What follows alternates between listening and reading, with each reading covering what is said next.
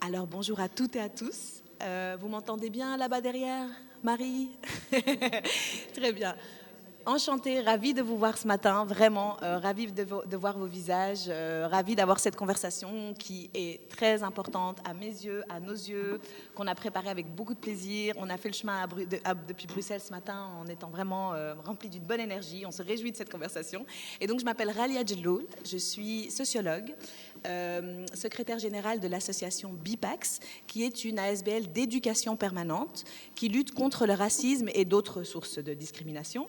Et cette conversation a été organisée par l'ASBL BIPAX et Etopia, qui est un centre de recherche et d'archives en écologie politique.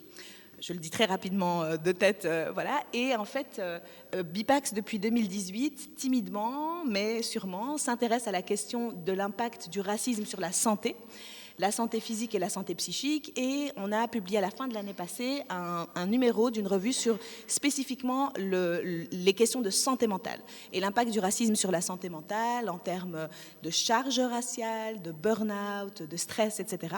Et dans le cadre de ce numéro, on a eu la chance d'avoir la contribution de deux des trois personnes qui nous rejoignent pour la conversation et que je vais présenter dans un instant. Donc Estelle Depri et Hassina Semmah. Et de l'autre côté, Etopia s'intéresse a ouvert tout un chantier sur la santé et s'intéresse aussi vraiment à mettre en avant et à visibiliser des questions relatives à des groupes marginalisés ou minoritaires.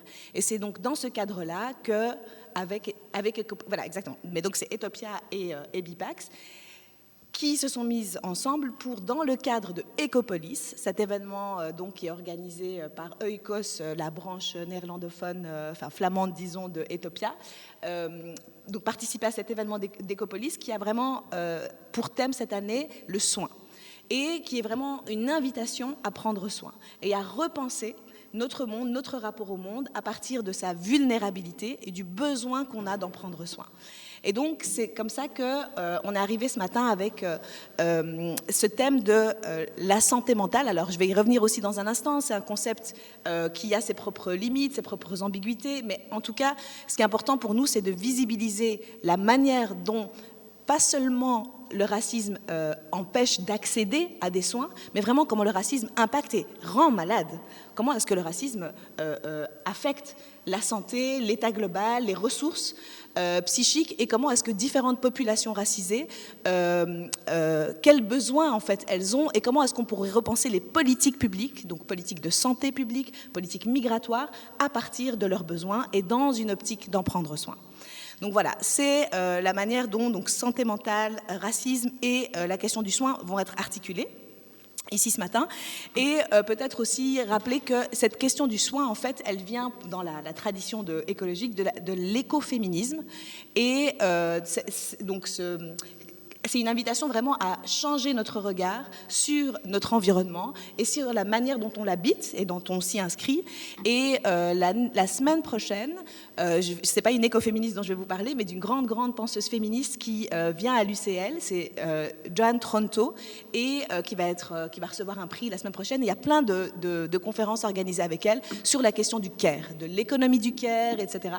Et donc voilà, si ça vous intéresse, je voulais juste vous signaler cet événement. Et peut-être avant de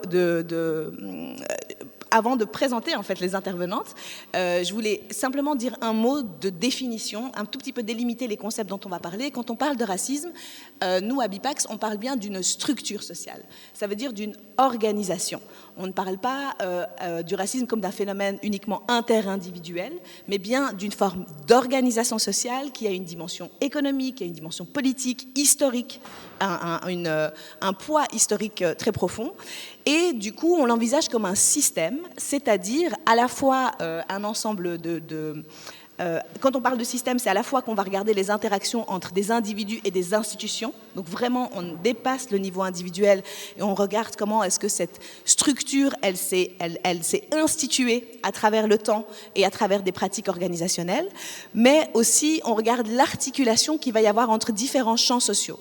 Et c'est particulièrement important de souligner cette articulation parce qu'en fait, quand on parle de santé et de santé mentale, on va forcément regarder comment est-ce que le monde de l'école, comment le monde de l'entreprise, le monde médiatique, comment tous ces champs-là, tous ces acteurs-là vont produire des effets qui vont impacter sur la santé des personnes, et ensuite comment est-ce que le champ de la santé mentale ou des institutions de soins prennent ou pas en compte ce système, cette dimension systémique. C'est pour ça en fait qu'on parlait de face cachée dans notre titre, pas que le sujet de la santé mentale comment dire ça, le sujet de la santé mentale en lien avec le racisme, en fait, il a une longue histoire. Par exemple, il y a eu un trouble psychiatrique qui s'appelle la drapetomanie, qui est censé... c'est une pathologie, donc la pathologie de l'esclave qui cherche à fuir le champ de plantation dans lequel il travaille de manière forcée. Enfin, c'est pour vous dire que le champ de la santé et de la santé mentale a été clairement l'objet, a été un ressort du racisme. Mais ici, la question, c'est de pas seulement...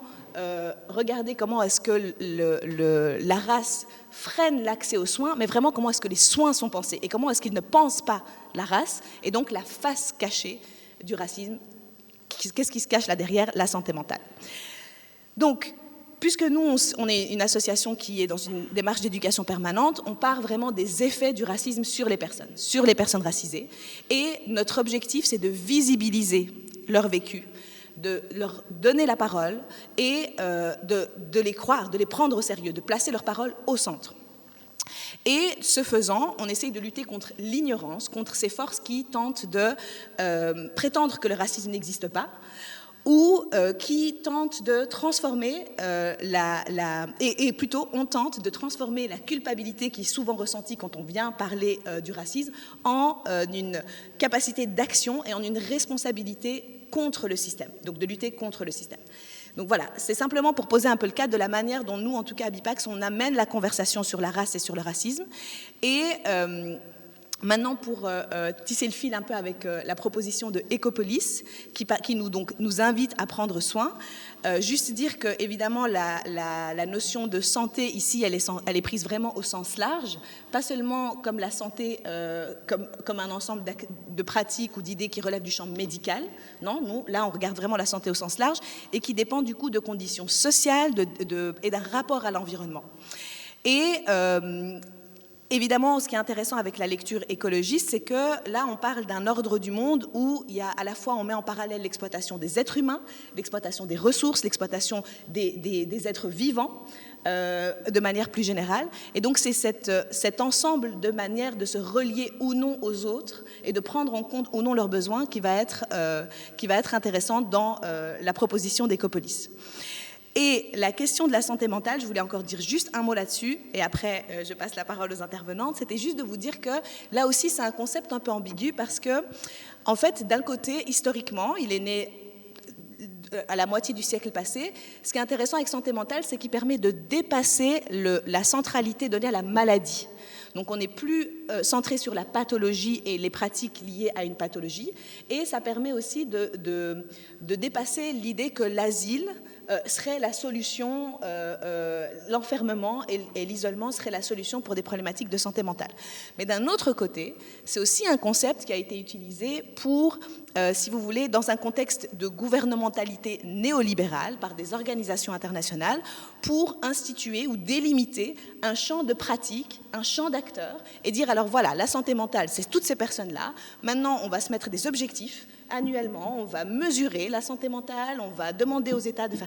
Et donc, en fait, ça amène aussi à une dérive. Ce concept peut aussi être utilisé pour justement nous éloigner de cette pensée plus systémique, plus globale, qui prend en compte l'environnement, etc., et la manière dont on s'inscrit dans son environnement.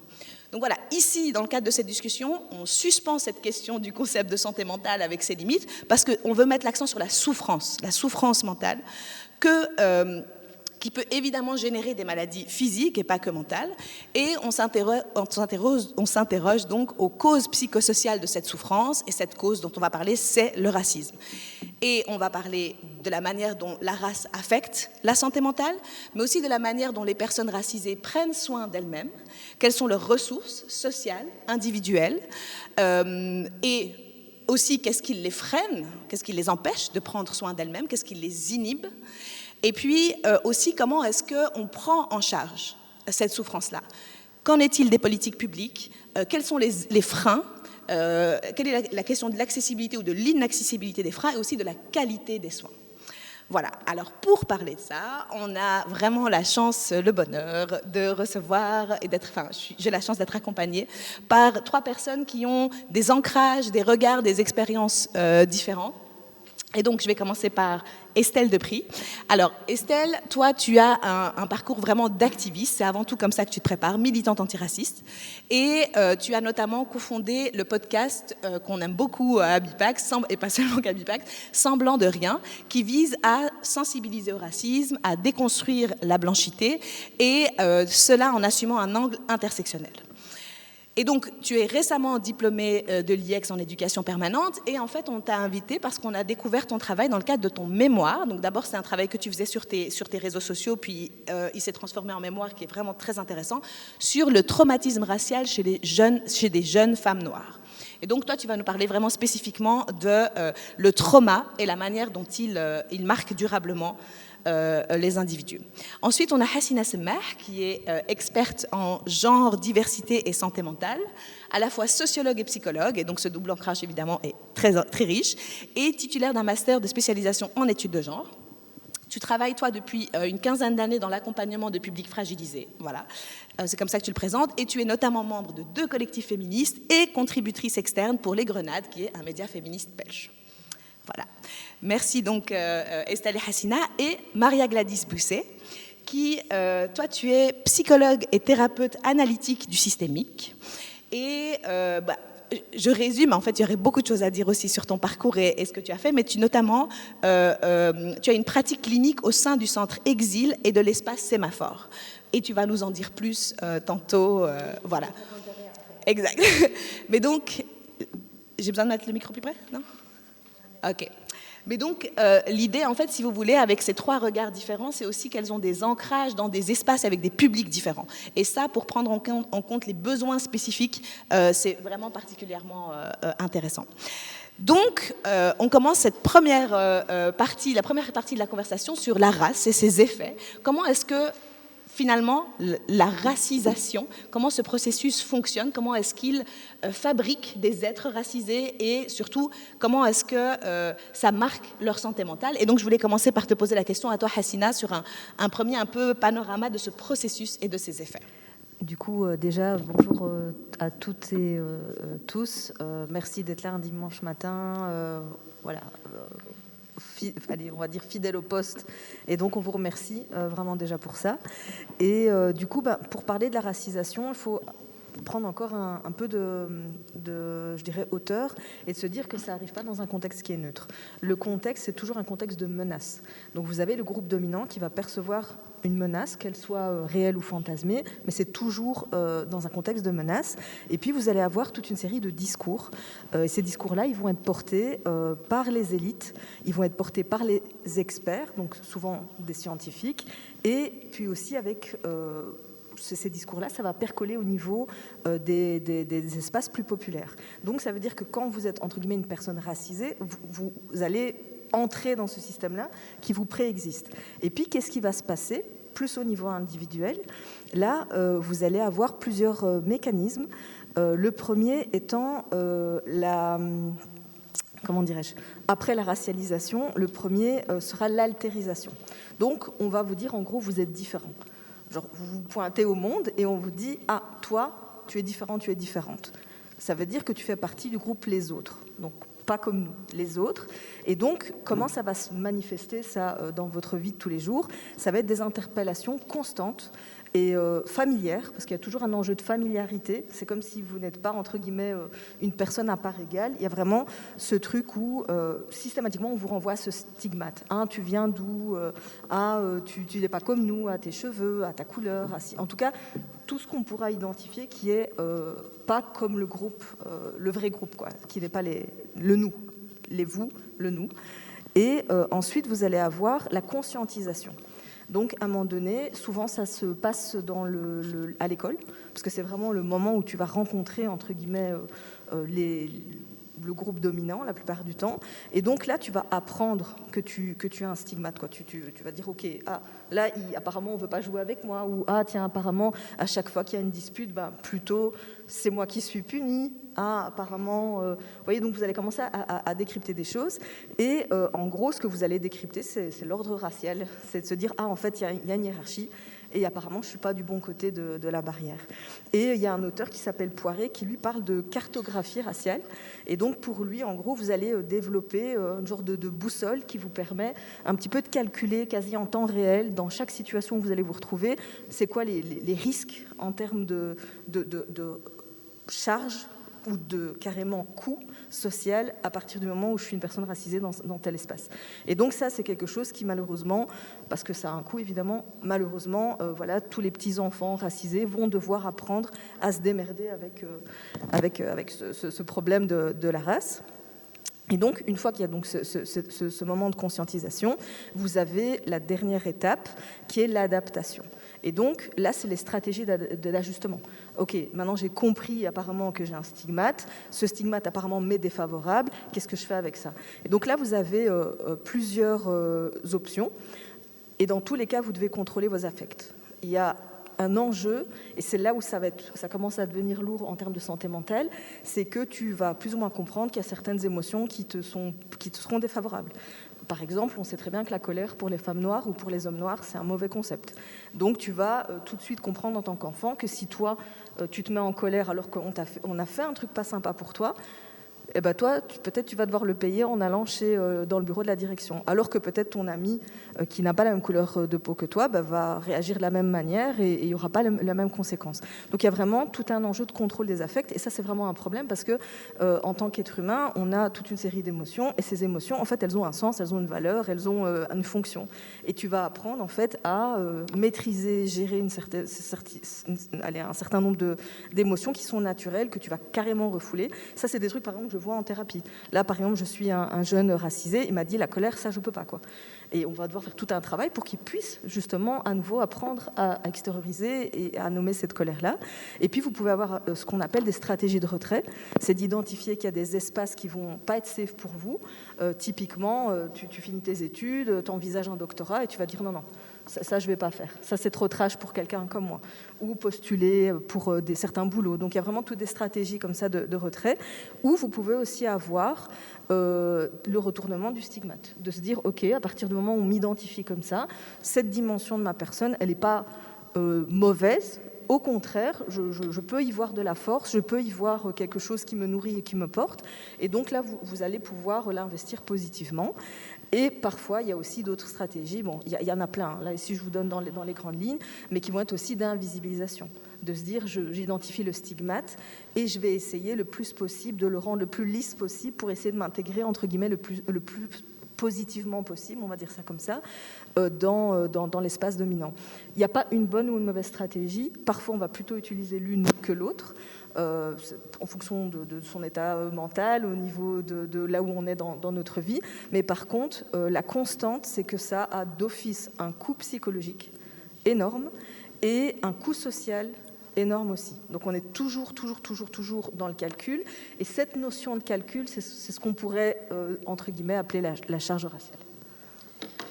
Merci beaucoup. Alors, déjà pour cette introduction, en fait, ce que je trouve particulièrement intéressant depuis un point de vue sociologique, c'est, tu as commencé par ça en disant, voilà, c'est des interpellations et cette familiarité. Donc, cette manière dont on empiète quelque part sur la sphère privée de la personne et dont on ne lui laisse pas un espace minimum. Et je pense que cette sphère-là, elle est nécessaire justement pour la protection, pour s'auto-préserver. Et donc, quelque part, la fabrication même, enfin la racisation même, c'est une manière d'empiéter sur les ressources psychiques et une forme de harcèlement ou d'agression, quoi. Donc je trouvais ça intéressant de voir que ça comment est-ce que dans le processus même, c'est pas seulement altérisé, mais c'est déjà un peu étouffé, empiété sur les ressources des personnes. Et je voulais te poser une question. Lors de nos formations, nous, quand il y a des personnes racisées qui sont là, parfois, on se rend bien compte que ce qu'on dit évoque des choses tellement douloureuses et que, en fait, elles sont dans une forme de déni et qu'elles préféreraient y rester. Et je voulais te demander, voilà, est-ce que c'est aussi une stratégie? Est-ce que c'est forcément aussi une stratégie consciente? Est-ce que les stratégies que tu as évoquées sont forcément conscientes, plus ou moins? Et quid du déni? Est-ce que ça ne sert pas aussi à traverser? Tout à fait. Donc ici, là, la question que tu évoques, c'est plus vraiment au niveau intrapsychique. En gros, pour vous faire le cours de psycho en 3 minutes 30, le psychisme, c'est une machine extraordinaire qui est faite à la fois de pensée, d'émotions. Il y a une dimension un peu biologique, neurobiologique. Bon, on va dire tout un brol, une machine parfaite qui a une seule fonction, le maintien de l'équilibre. Donc l'équilibre psychique. En gros, tout ce qu'il y a dans votre tête, le but, c'est « je ne dois pas m'effondrer ». Et pour ne pas vous effondrer, il y a ce qu'on appelle les mécanismes de défense, donc des mécanismes psychiques de défense. Et eux, ces mécanismes-là, ils vont être, catégorisés de par leur nature et aussi ce qu'on va appeler leur coût. Et le coût, c'est quoi? C'est le plus ça va t'éloigner ou non de la réalité. Et quand tu es face à quelque chose de particulièrement traumatisant, ton cerveau, il peut sortir la carte du déni. Donc ça, c'est ce qu'on va considérer comme étant un mécanisme de défense assez lourd, parce que ça t'éloigne de la réalité, puisque tu coupes avec la réalité. Mais ça te permet aussi de fonctionner, de ne pas t'effondrer. En soi, tous les êtres humains peuvent utiliser le déni. Par exemple, quand il y a un deuil, il y a toujours cette première phase où on n'y croit pas. On se dit non, c'est pas vrai, je réalise pas. Vous voyez, quand les gens disent je réalise pas, on est dans cette phase-là. Mais là où ça devient plus problématique, pas pathologique, problématique, c'est quand, malheureusement, face à la violence de ce que vous vivez, vous restez bloqué dans un système, un mécanisme spécifique de protection, et souvent, malheureusement, avec des profils qu'on voit qui vivent des tonnes d'agressions régulièrement, eh bien, vous allez avoir une rigidification du système de défense, et donc les personnes seront peut-être plus en capacité, par exemple, de faire prendre de la distance, rationaliser, qui sont des mécanismes plus légers, on va dire, peut-être la dérision via le rire ou des choses comme ça. Et à un moment donné, en fait, ça devient tellement lourd que oui, tu peux à un moment donné te couper. Et moi, c'est des trucs que j'ai déjà fait dans ma vie, et je t'en parlais tout à l'heure. À un moment donné, tu fais comme si le racisme n'existait plus, quoi. Mais tu continues de le manger, et il continue d'être là, mais ça devient tellement violent qu'à un moment donné, tu te dis non, allez, ça n'existe plus, quoi. Et ça peut être des phases, ça peut être une structure plus permanente, on va dire. Ouais. Voilà, ça dépend un petit peu. Et quelque part, on reprend aussi un peu le pouvoir sur la réalité en se disant, ça, je choisis de plus le voir, de le mettre à distance et de mettre mon attention sur autre chose. Enfin, donc ça peut. Mais en fait, je dérive déjà un peu doucement sur la question des ressources qu'on a, mais c'était simplement pour montrer comment aussi la racisation nous coupe de nous-mêmes. Et ça, c'est un des effets, un des mécanismes en fait, par lesquels pour survivre, on se met de plus en plus loin aussi de ses propres ressentis, de sa propre vie psychique, et que ça peut entraîner encore plein d'autres choses, mais on en parlera après. Mais du coup, pour poursuivre sur la question du trauma, parce que là tu as parlé de charge, cette charge raciale, elle est aussi produite donc par un environnement stressant, une menace, la conscience de cette menace et une adaptation à cette menace. Mais la question du trauma, est-ce qu'on peut un peu plus plonger dedans? Et notamment, peut-être on peut commencer par Estelle, tu peux nous parler de ta recherche, de ce que tu as appris et des différentes manières par lesquelles le trauma impacte les personnes racisées. Bonjour à toutes et à tous. Du coup, je suis ravie de voir qu'il y a quand même pas mal de personnes aujourd'hui pour aborder cette question importante du trauma. On va dire que moi, le trauma, je l'ai d'abord étudié dans sa forme, on va dire, pure. J'aime pas trop ce terme-là. J'ai d'abord étudié le trauma psychique classique dans un cadre de culture des religions. Et du coup, le trauma, en fait, étymologiquement, ça signifie blessure. Et il a fallu du temps avant que le traumatisme soit associé à une altération de l'ordre du psychique causée par un événement particulièrement traumatisant. On va dire que c'est grâce à Freud, même s'il n'a pas fait énormément de bonnes choses pour nous, les femmes en général, que le trauma est rentré dans le cadre de tout ce qui était au niveau de la psychologie. Et c'est aussi grâce aux vétérans du Vietnam qui ont milité pour que les symptômes psychologiques qu'ils avaient en revenant de la guerre soient associés également au stress post-traumatique qu'ils ont défendu. Et dans le même ordre d'idées, c'est aussi les féministes blanches des années 70 qui ont milité pour introduire le trauma dans la sphère civile et domestique, parce qu'elles ont justement démontré que les femmes qui subissaient des viols et des violences dans le cadre domestique avaient les mêmes symptômes que les vétérans de guerre. Donc le trauma, en fait, c'est une altérité de la mémoire. On va dire que les personnes qui subissent un traumatisme ont du mal à l'appréhender et à comprendre. En fait, c'est un événement extraordinairement négatif qui a du mal à être appréhendé par le sujet au moment où il le vit. Donc, en fait, c'est pour ça qu'il y a des personnes qui peuvent avoir des traumatismes, qui enfouissent au sein de leur mémoire et qui ressortent des années plus tard. Notamment, par exemple, les femmes qui subissent un viol peuvent avoir des réminiscences de souvenirs traumatiques par les odeurs. C'est assez connu.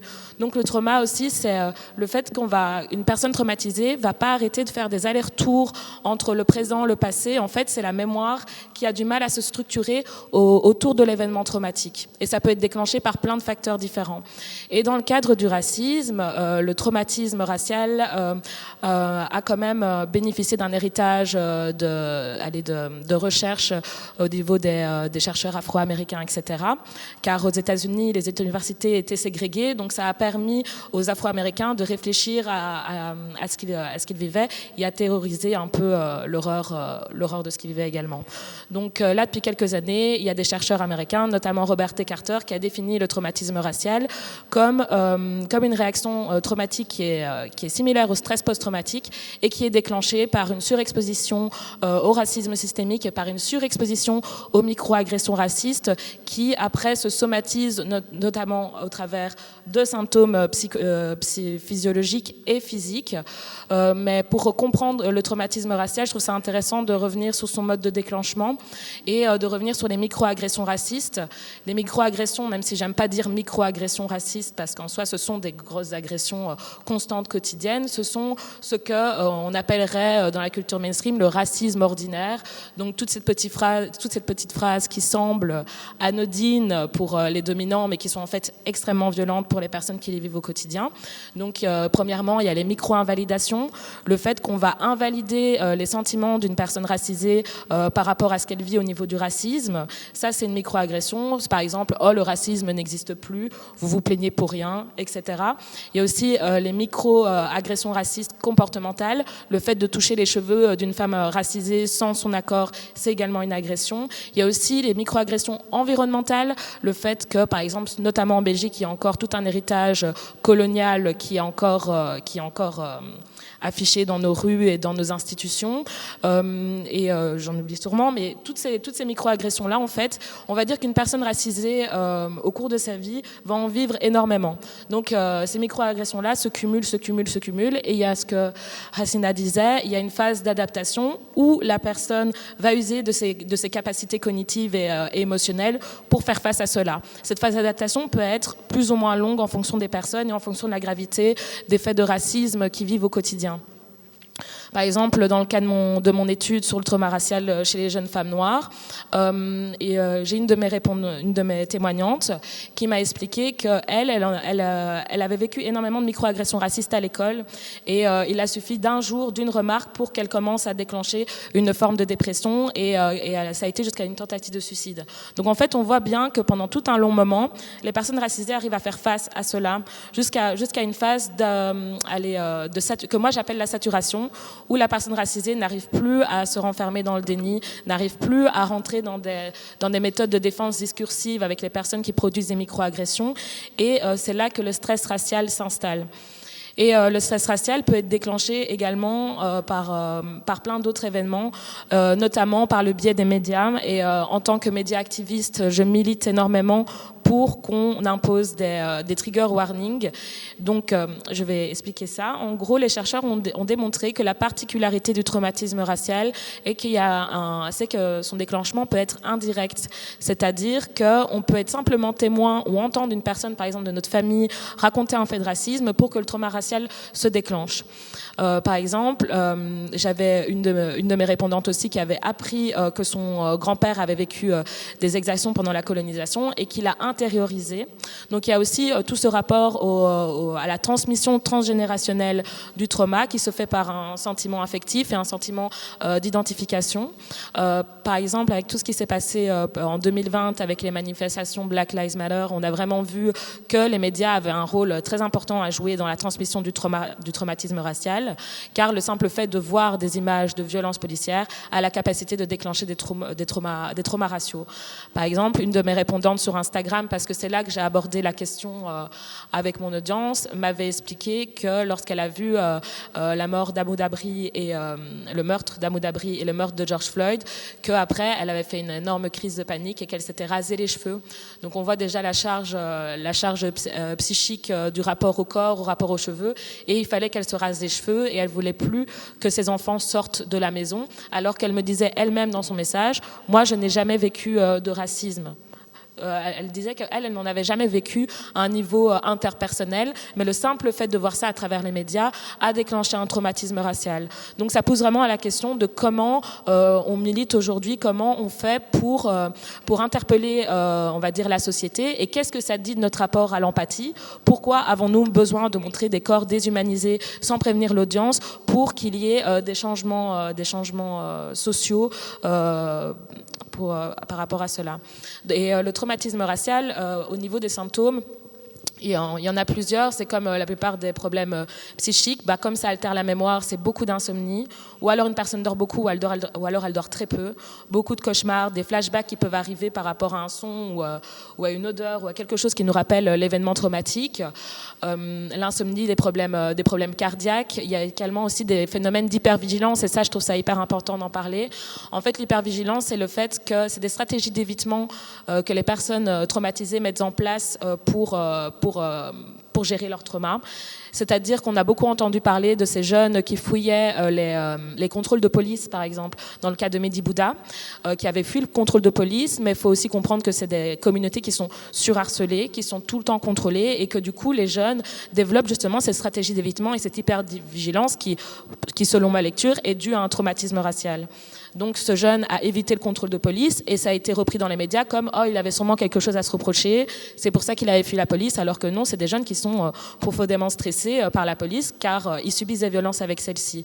Donc il y a aussi l'hypervigilance et la dépression, évidemment. Il y a pas mal de mes répondantes qui m'ont dit qu'elles avaient eu des idées suicidaires et une anxiété généralisée, des stratégies d'évitement, etc. Et sinon, au niveau physiologique, le stress, ça, c'est pas bon pour la santé, on nous le rabâche tout le temps et c'est vrai. Dans le cadre du traumatisme racial, il y a l'hormone du cortisol qui est libérée de façon constante dans un cas de stress généralisé. Et le cortisol, ça fait une myriade de symptômes qui sont très mauvais pour la santé, notamment au niveau du cœur. Les Afro-Américains ont 40% de chances de plus de faire un AVC, 25% de plus de faire une crise cardiaque comparé aux personnes blanches aux États-Unis dû au stress racial. Donc ça impacte vraiment le cœur et ça abaisse l'espérance de vie. Aussi, les chercheurs ont prouvé que le fait d'être confronté tout le temps à du stress racial peut altérer l'ADN.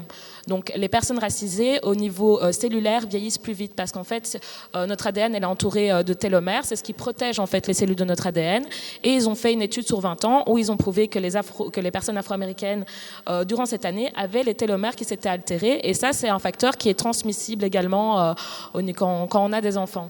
Donc ça montre bien que le racisme impacte même au plus profond de soi-même les personnes racisées, même à un niveau cellulaire, ce qui est assez interpellant et ce qui est assez inquiétant en cas d'une santé publique. Et pour ce qui est de du coup, ça pose la question de la transmission.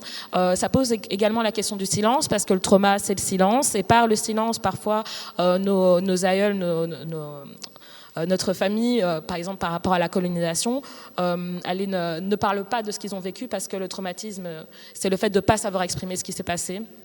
Et donc, par ce silence, vont transmettre de façon non voulue des traumatismes à leurs enfants. Et ce qui est assez triste, c'est que c'est aussi par la prise de parole de certains parents, c'est ce que j'ai découvert dans mon étude, qu'il pouvait également y avoir une transmission. Donc on est face à un problème qui quoi que les parents décident de mettre en place, il y a des stratégies, mais la plupart du temps, si les personnes ne sont pas préparées à aborder cette question-là, il peut y avoir une transmission du traumatisme. Merci beaucoup. Oui, donc un sacré... une question vraiment très importante et qui, à la fois, nous plonge dans le plus intime de la manière dont on est muré, condamné à ce silence, comment le trauma nous condamne à cela, et en même temps, aussi le cadre de reconnaissance le plus collectif. Parce que quand tu parlais de micro-invalidation, finalement, quand on te dit tout le temps que ce que tu vis, ça n'existe pas, que tu te montes des films, etc., si tu n'es pas reconnu comme étant victime de cela, alors comment toi-même tu peux te reconnaître et comment toi-même tu peux rentrer dans une démarche de soins. Et je mets ça en lien avec ce que tu disais à un moment, voilà, on épuise ses glandes surrénales et puis on fait un burn-out.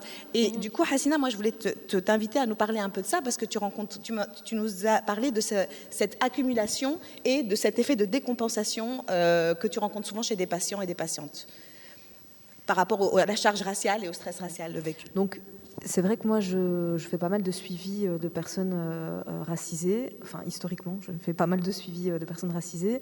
Et parmi tous les traumatismes, parce qu'il y a la question du racisme, mais souvent, c'est plutôt des profils polytraumatisés.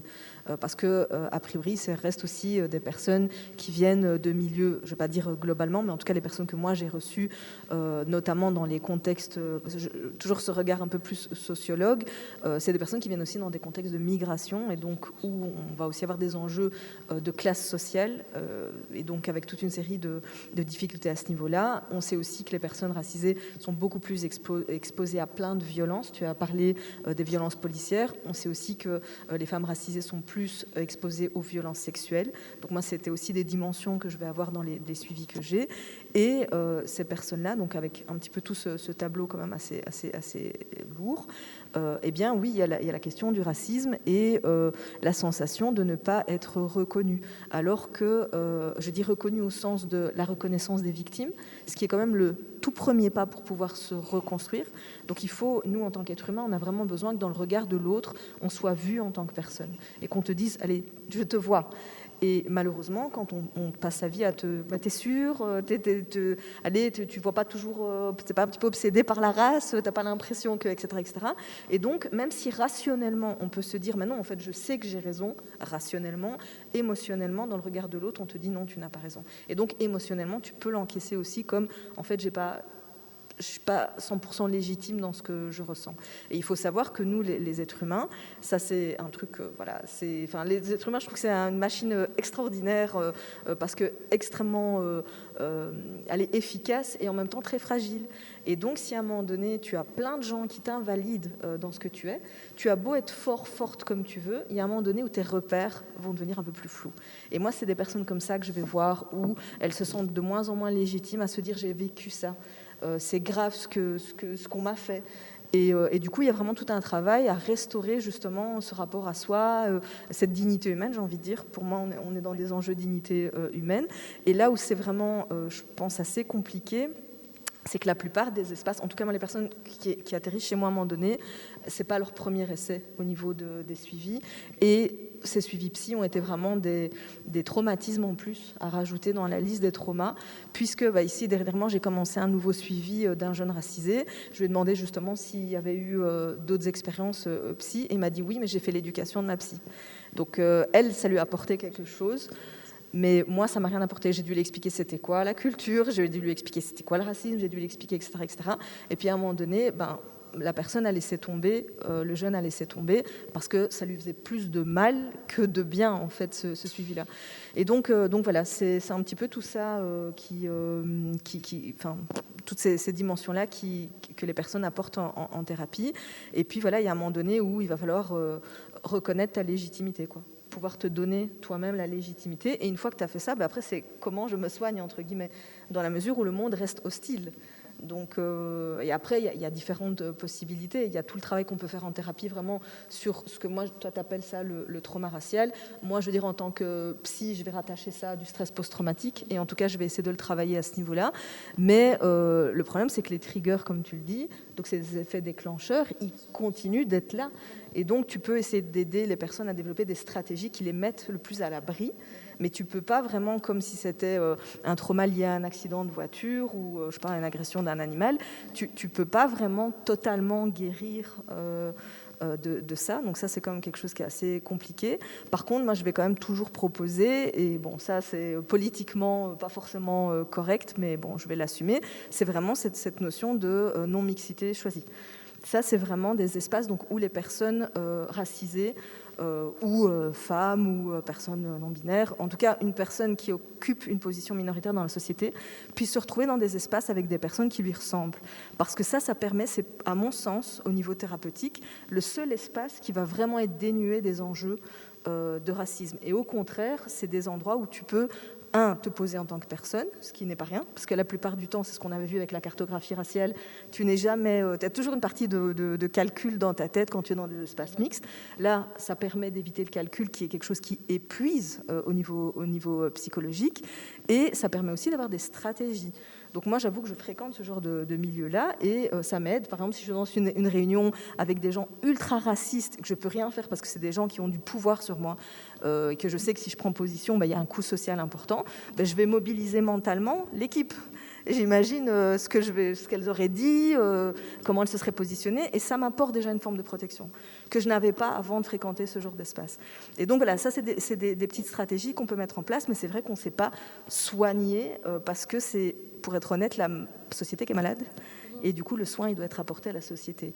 Et là, ce qu'on fait, c'est de protéger. On rajoute une petite armure, on rajoute de la compréhension, on rajoute de la force, mais la société reste malade.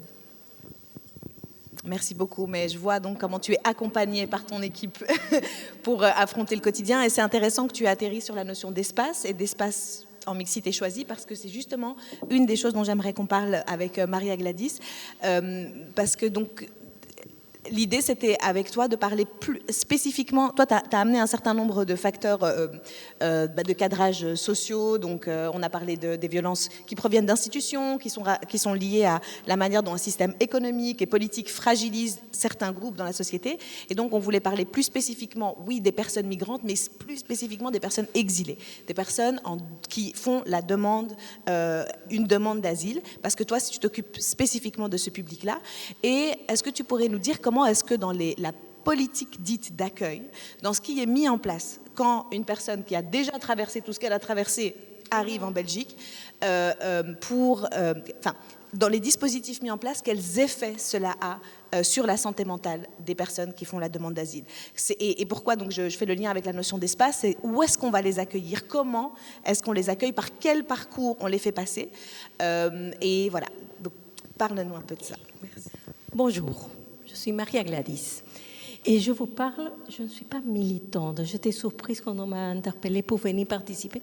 Parce que je suis engagée, évidemment, mais je suis soignante, je suis une psy dans un centre qui accueille des personnes qui viennent d'arriver en Belgique et qui demandent l'asile. Ça, c'est ma pratique et c'est à partir de là que je parle. Évidemment, je suis migrante aussi. Je suis arrivée plus vieille. Pas trop jeune, mais j'ai un parcours de migrante qui joue dans la rencontre. Mais je suis venue pour faire une thèse, pour faire une étude. Ça me met dans un autre rapport. Et ça, je le dis parce que je trouve que c'est important qu'on soit... Je vous écoutais, mes chers collègues. Je disais, les traumatismes, pour moi, c'est très difficile de délimiter. Mais ce qui me semble important de limiter, ces traumatismes, c'est pour ceci ou pour cela. C'est une accumulation des blessures. Des blessures qu'on n'a pas pu gérer au même moment. Et je donne toujours l'exemple, c'est comme quand on a mangé trop et que ça revient. Et qu'on se sent mal parce qu'on est ballonné, on ne peut plus. C'est ça, les traumatismes nous remplit de telle façon que ça revient et dans le rêve, dans la difficulté de dormir, d'arrêter de manger, aussi d'ailleurs, ou hypervigilance, on a dû parler, d'être alerte à tout ce qui peut me faire mal. Mais ce qui me semblait important de parler de racisme, c'est de l'inclure, parce que c'est un sujet qui n'est pas dit. Je suis habituée à travailler avec des personnes traumatisées. Quand je dis je travaille au centre exil, ou Espace Sémaphore, que c'est un petit service à Mons qu'on a créé avec des collègues. Mais les centres Exil, c'est un service de santé mentale à Bruxelles qui travaille depuis 45 ans sur le sujet. Et moi, je suis depuis plusieurs années déjà là. Attends, je me suis perdue, mais c'était l'idée de racisme, que c'est un sujet qui rentre dans la... qu'on ne parle pas. Ah, voilà, je travaille là, je dis, ah oui, le traumatisme, pauvre, la guerre, le déracinement, les choses grosses, grandes, impressionnantes. La torture, ok. Mais le racisme, c'est au quotidien, dans la rencontre. Et ça, on ne le dit pas. Ça passe par la peau. Je suis bassanée. Madame, vous aussi, vous êtes bassanée. On est bassanée. Comment on se sent dans ces... Alors, je vous disais, je suis psy, je suis engagée. Je me permets de dire ne pas militante, à différence de vous. Je travaille avec des personnes qui viennent de faire la demande d'asile. Ils sont très peu de temps en Belgique. Et la population avec laquelle je travaille, c'est des personnes qui sont dans les carrefours des 4 problématiques. Les déracinements, mais pas seulement territorial, c'est un déracinement de la langue. Elle m'a dit, Madame Busse, en espagnol, je viens du Pérou, c'est Busse, mais en français, c'est bus, comme les bus qui passent par les quartiers. Voilà, je suis devenue un bus. Tous ces changements, c'est des déplacements de ce qu'on est. Des déracinements aussi de notre cadre culturel, social, ce qui nous permet de comprendre qu'est-ce qui nous arrive. Ah, ici, c'est tout à fait autre chose. Ah bon? Ne fût-ce qu'à la distance, dans certaines régions du monde, on se met bien loin, dans des autres, on se met plus proche, et ça déboussole. Je ne sais pas si ça vous est arrivé. Les deuxième problématique, c'est le traumatisme dont je viens de parler, de le quotidien et les grands traumatismes rentés, si vous voulez. Les troisième, c'est l'exclusion sociale. On est à la marche, on n'est pas visible, on ne nous regarde pas, on ne sait pas qu'on est là. On nous donne des services para-spécialisés, je reviendrai sur ces discussions. Mais l'autre chose qui est intéressante, c'est qu'on est confronté à l'interculturalité. Afrique, Amérique latine, Nord-Afrique, Amérique latine, l'Europe, l'Amérique latine, l'Asie. Et on est tous déboussolés, parce que c'est des autres codes dans la rencontre. Alors, je reviens à ta question. Le processus de demande d'asile, la personne arrive, peut-être certains le connaissent mieux que moi, mais personne arrive, on demande l'asile au Petit Château. Je ne sais pas si vous avez vu le journal parler avant-hier et hier. Pardon, jeudi, vendredi, sur les 2 journaux parlés, il y a eu des commentaires par rapport au centre d'accueil. Jeudi, c'était par rapport au centre d'accueil de Moucron, où on va faire quelque chose, je pense, même réduire, fermer, je ne sais pas, parce qu'il y a trop de violence. Mais il y a eu quelqu'un, une dame de la plateforme citoyenne qui a dit, écoutez, vous dites que c'est les étrangers qui font ça, mais mettez 600, parce que c'est 600 personnes belges ensemble qui n'ont rien à faire, mais qui sont là. Et mettez des wallons et flamands quand même. Hein. Qu'est-ce qui va se passer? La même violence. Qu'est-ce que vous croyez que c'est pour être étranger, c'est ça? Non. Mettez-les ensemble. Et vendredi, c'était par rapport au Petit Château, que c'est le lieu où on va s'inscrire pour avoir un lieu de résidence, qui n'a plus de place. Ils ont interviewé un jeune burundais qui disait « J'ai 23 ans, c'est ma 3e fois que je viens. Aujourd'hui, je suis arrivée à 5 heures du matin. » Il m'a dit « Non, monsieur, vous n'avez pas. Vous pouvez aller manger là, mais la nuit, débrouillez-vous. » Et ça, c'est l'accueil.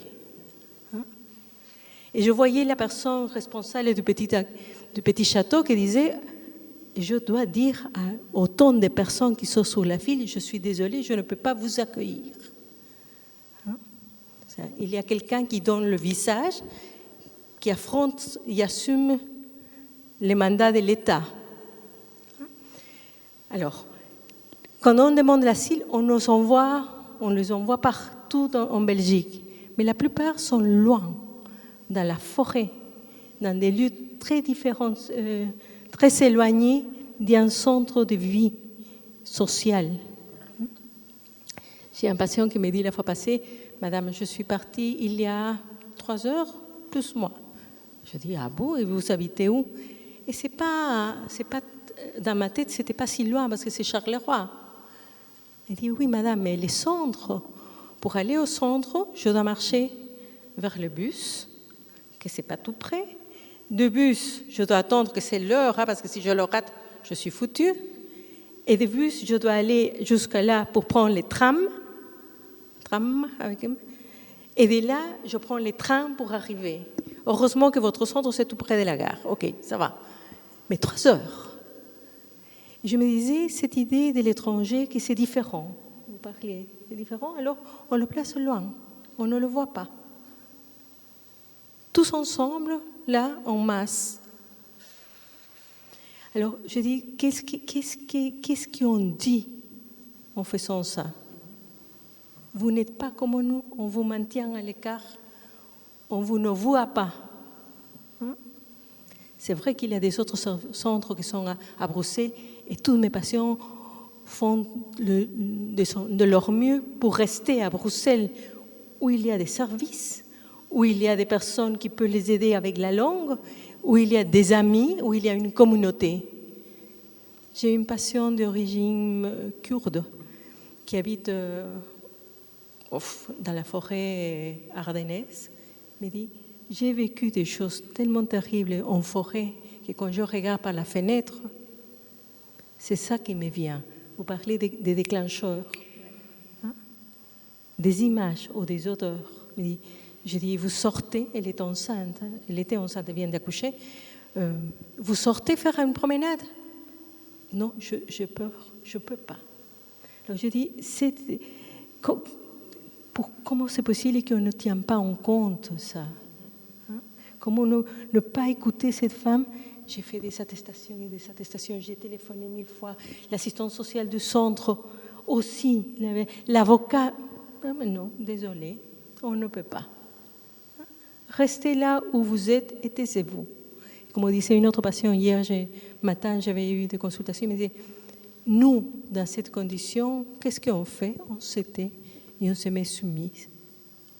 Parce que le risque est trop grand que nous renvoie, qu'ils nous changent de centre, qu'ils nous disent une croix noire et on dit vous n'êtes pas vous ne pouvez pas accéder à la demande, au processus de demande d'asile. Ça, pour dire en termes d'espace et de l'unité qui répercute, comment il se voit? Pas seulement différent, éloigné, qu'on ne vous tient pas en compte. J'avais mis, par rapport à cela aussi, une autre étape de la procédure, que c'est la demande auprès du CGRA, le Conseil général des apatrides, réfugiés et apatrides. Merci. Je travaille plus de 20 ans et parfois j'oublie, heureusement. Merci. Quel est l'essence de cette rencontre au CGRA? C'est le soupçon. Êtes-vous un vrai demandeur d'asile ou non? Quelle valeur de sa parole? Tout est mis en question. Je me souviens, une des premières choses quand je commençais à travailler, il y a déjà très longtemps, un monsieur qui avait été fort abîmé dans son corps avec des maladies graves suite à une torture. Il avait s'est présenté au CGRA. Il avait nié l'accueil, le refuge. Et il est venu en me disant, je viens de lire ce qu'il met sur le papier, le CGRA. Il ne me croit pas. Mais madame, je l'ai vécu. Je le porte. Je le sens. Je me regarde et je sais, moi. Et eux, ils ne m'ont pas cru. C'est on nous a anéantis. C'est bien encore ça? Merci. Anéantissement. Heureusement que tu es à mon côté.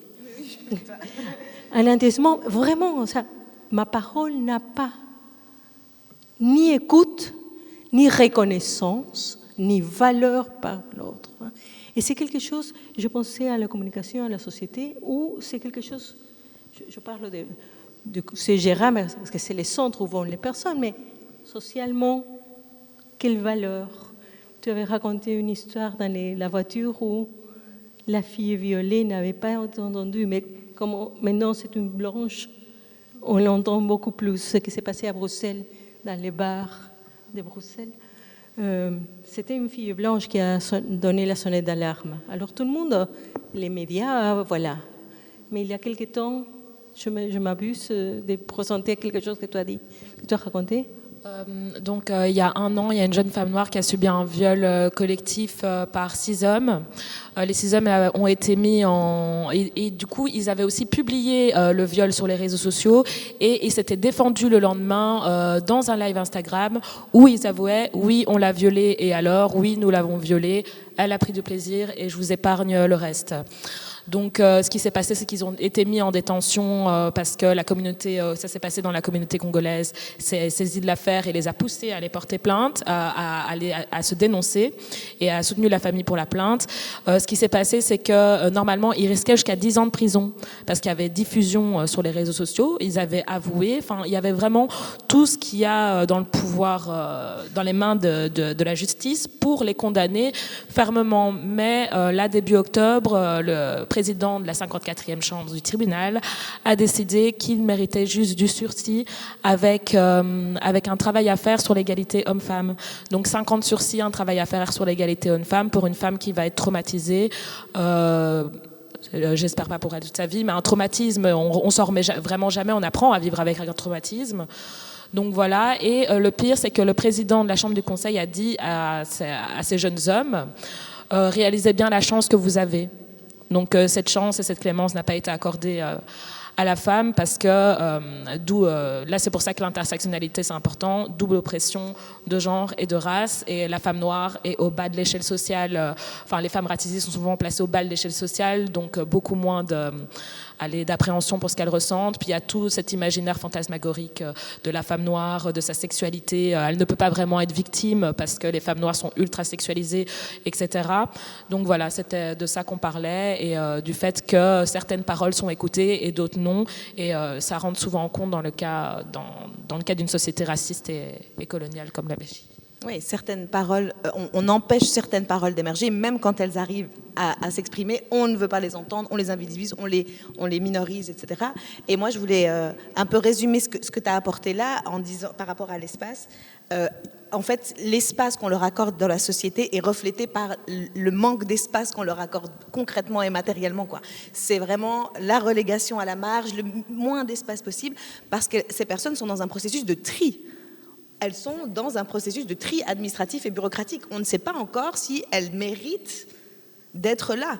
Et donc, tant qu'on n'a pas encore, on leur a pas encore donné le laisser-passer, ce qu'elles ont à dire, ce qu'elles ressentent, ce qu'elles vivent, n'est pas pris en considération. Et donc, c'est pour ça que ça se reflète dans le non-espace que physiquement, matériellement, on leur donne, ou des espaces vraiment pas propices qui amènent à vivre dans des conditions dégradantes, dans ces centres avec des centaines de personnes sans intimité, etc.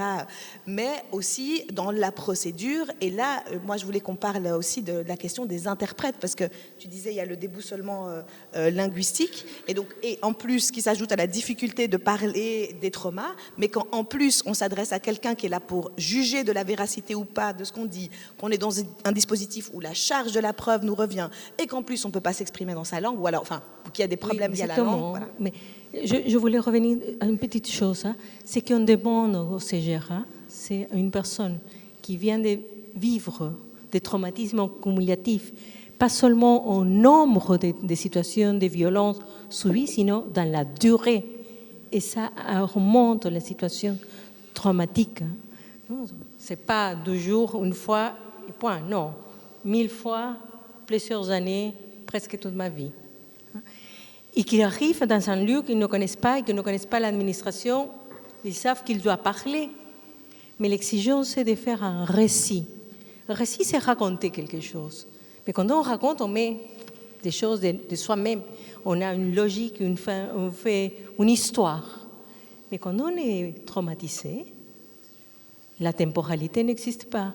On ne se souvient plus en quel moment où l'émotion n'est pas là. Je me souvenais d'une femme qui avait tout raconté d'emblée, détail par détail, mais elle vidait son sac, elle vomissait, pardon, les termes, elle vomissait parce qu'elle ne pouvait pas le contenir. Mais il n'avait pas aucune émotion parce qu'elle avait été trop. Et pour moi, ça avait été trop de l'entendre aussi. Je ressentais qu'elle continuait à parler. Mais ce que je voulais dire, c'est qu'on demande certains types de récits au CGRA que les personnes sont dans l'incapacité de le faire parce qu'il n'est pas les moments. On exige une certaine logique, une certaine séquence, une certaine clarté, si c'était telle personne ou telle personne. Alors là, il y a des exigences qu'on essaie, les psys engagés, écrits pour dire mais ça, il faut tenir en compte, il faut une formation. Le CGRA, je pense qu'ils forment, mais leur but, c'est de trier, comme tu as dit. Alors, c'est difficile. Même si on est formé, même si on veut faire tout bien, j'avais une personne qui disait « Je suis rentrée pour être intervieweur du CGRA dans l'idée d'aider les gens. » Mais mon patron me demandait tout à fait autre chose. Me demandait de mettre à l'écart la plupart. Alors, j'étais coincée sur les deux. Mais tu parlais des interprètes. On n'a pas la parole, on n'a pas la langue qui permet de se faire entendre. Déjà, elle est mise à l'écart, mais en plus, on ne la maîtrise pas. Alors, il y a des interprètes. À Exil, par exemple, et à Semaphore aussi, on interpelle deux services qu'il y a à Bruxelles et un service qu'il y a en Wallonie.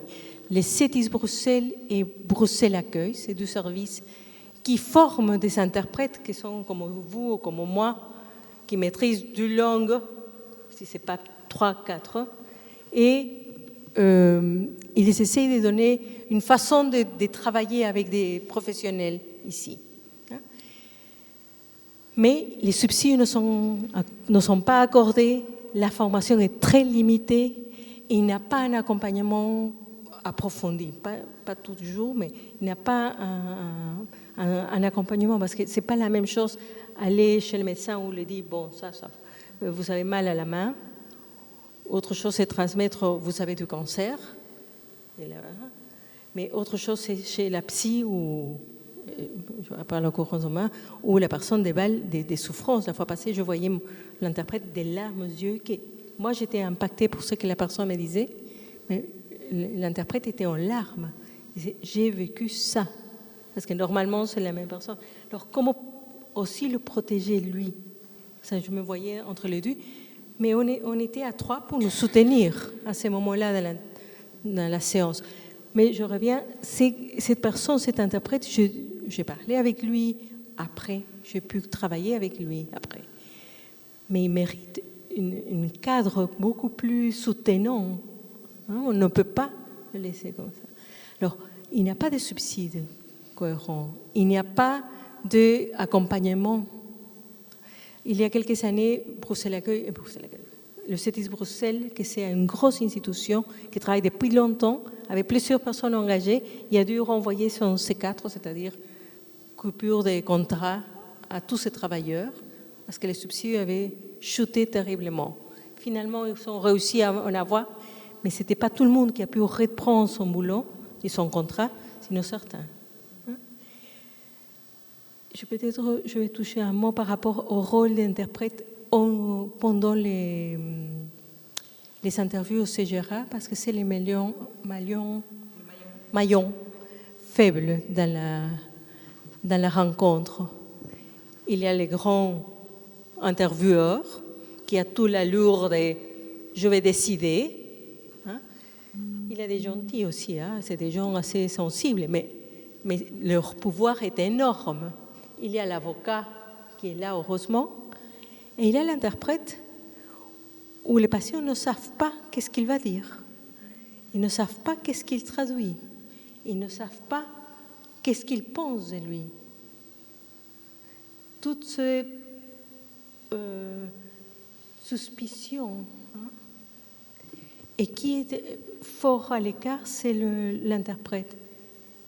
Alors, comment pouvoir aider cet interprète et comment pouvoir aider mon patient soit à faire confiance, soit à dire non, je fais différemment. Mais voilà, c'est l'accès à la parole, l'accès à la communication grâce à la langue, c'est fondamental. Des autres psys diraient, je reçois pas mal d'appels des psys qui disent je ne sais pas travailler avec des interprètes. Je dis mais c'est la seule façon de rentrer en contact avec la personne. Oui, mais il change ce que les patients disent. Oui, mais ça permet d'être avec la personne. Au moins l'écouter une version différente, mais ça ne sera pas tout à fait différent. Et parfois, c'est presque la même chose, mais ça permet les ponts avec l'autre. C'est vraiment une condition de réhumanisation, en fait. Tout à fait, merci. C'est ça. Ça, oui. Exactement. Sachant qu'on est dans un contexte de déshumanisation et c'est pour ça que je voulais insister sur cette question de la langue, parce que là, on parlait de personnes racisées, oui, mais on n'a pas précisé, mais nées ici, on grandit ici, ayant des moyens pour communiquer, même si on sent déjà combien le racisme les isole, les détache d'elles-mêmes, etc. Mais là, on est dans la fabrication de la plus grande vulnérabilité. C'est parce qu'il y a des couches qui s'ajoutent et d'ailleurs, je veux dire, la manière dont on traite les personnes qui arrivent en Belgique et qui demandent l'exil montre bien, enfin, c'est vraiment j'ai envie de dire presque le schéma idéal typique quoi, de ce que c'est la marginalisation, l'exclusion, les maintenir à distance. Tout un parcours qui provoque lui-même, qui génère lui-même des violences, mais qui ne sont pas du tout prises en compte. Et quelque part, c'est qui traversera toutes ces étapes, qui survivra à tout ça, et ensuite on méritera sa place avec tout le chemin de combattant qui arrive après. Enfin bref. Mais donc, merci beaucoup, et c'était important pour nous de vraiment attirer l'attention sur cette fabrique vraiment d'une grande vulnérabilité, qui est d'ailleurs parfaitement reflétée dans les discours politiques et médiatiques, sur ces vagues, la déshumanisation et la criminalisation aussi par les mots. Moi, je me rappelle, pour la petite anecdote d'un matin où Theo Franken avait tweeté alors moi, j'aimerais bien qu'on m'explique la plus-value des Algériens et je ne sais plus quel groupe en Belgique. Et pour moi, ça, c'est un trauma racial. C'est-à-dire que pendant des jours, des semaines, j'étais prise d'une colère. J'avais envie de dire, mais moi, je suis algérienne et moi, je vais te prouver ce que c'est ma valeur. Et en fait, voilà, un tweet de en l'occurrence ministre, tout d'un coup remettait en cause 10, 12 ans de ma vie, ce que j'étais en train de faire là, venait rallumer cette suspicion, des discours que j'avais entendus depuis longtemps. C'était pas lui le premier, mais voilà, simplement pour dire comment. Et je suis pas dans une position de demandeuse d'asile, quoi. Et je me permets de rajouter que c'était la diaspora congolaise, et je trouve que dans un pays qui s'est quand même construit sur ce groupe-là, c'était quand même en termes d'impact. Toi, tu l'as pris en tant qu'Algérienne qui n'est même pas dans un lien de colonisation directe avec le pays, mais quand tu es la colonie principale du pays et qu'on te dit que tu n'as pas de plus-value, qu'on te pose la question de la plus-value, voilà quoi. Ça, je devais quand même le préciser. Oui, mais c'est cette idée que le racisme, c'est un système qui crée, c'est Pierre-André Taguieff qui le sait, qui crée des hommes en trop, un surplus. Il y a des êtres humains qui seraient là en trop. Et donc, quelque part, quelle est leur valeur? Et il faut qu'elles puissent prouver leur valeur pour mériter leur place. Mais c'est le simple fait de ne pas vouloir également décoloniser, que ce soit l'enseignement ou les espaces publics. C'est vraiment pour dire de façon indirecte ou directe, dans ce cas-ci, aux personnes racisées, notamment aux personnes qui ont vécu la colonisation belge, qu'elles ne valent rien en fait. C'est cette question de la valeur qui est très importante et qui est souvent malheureusement intériorisée par les descendants, par les afrodescendants. Et pour revenir au traumatisme racial, le fait que, par exemple, on n'admette pas les exactions commises par le Congo, etc., a la capacité de nourrir un trauma. J'ai expliqué une recherche qu'il y a eu au Canada sur des jeunes qui avaient vécu des violences policières. La chercheuse Monica Williams, qui travaille très bien là-dessus, si le sujet vous intéresse, je vous invite à la lire, a prouvé qu'en fait, que les jeunes noirs qui se remettaient du traumatisme racial, de violences policières, policières, c'était ceux chez qui on avait admis que les violences policières qu'ils avaient vécues étaient bien des violences policières et qu'elles avaient un caractère raciste.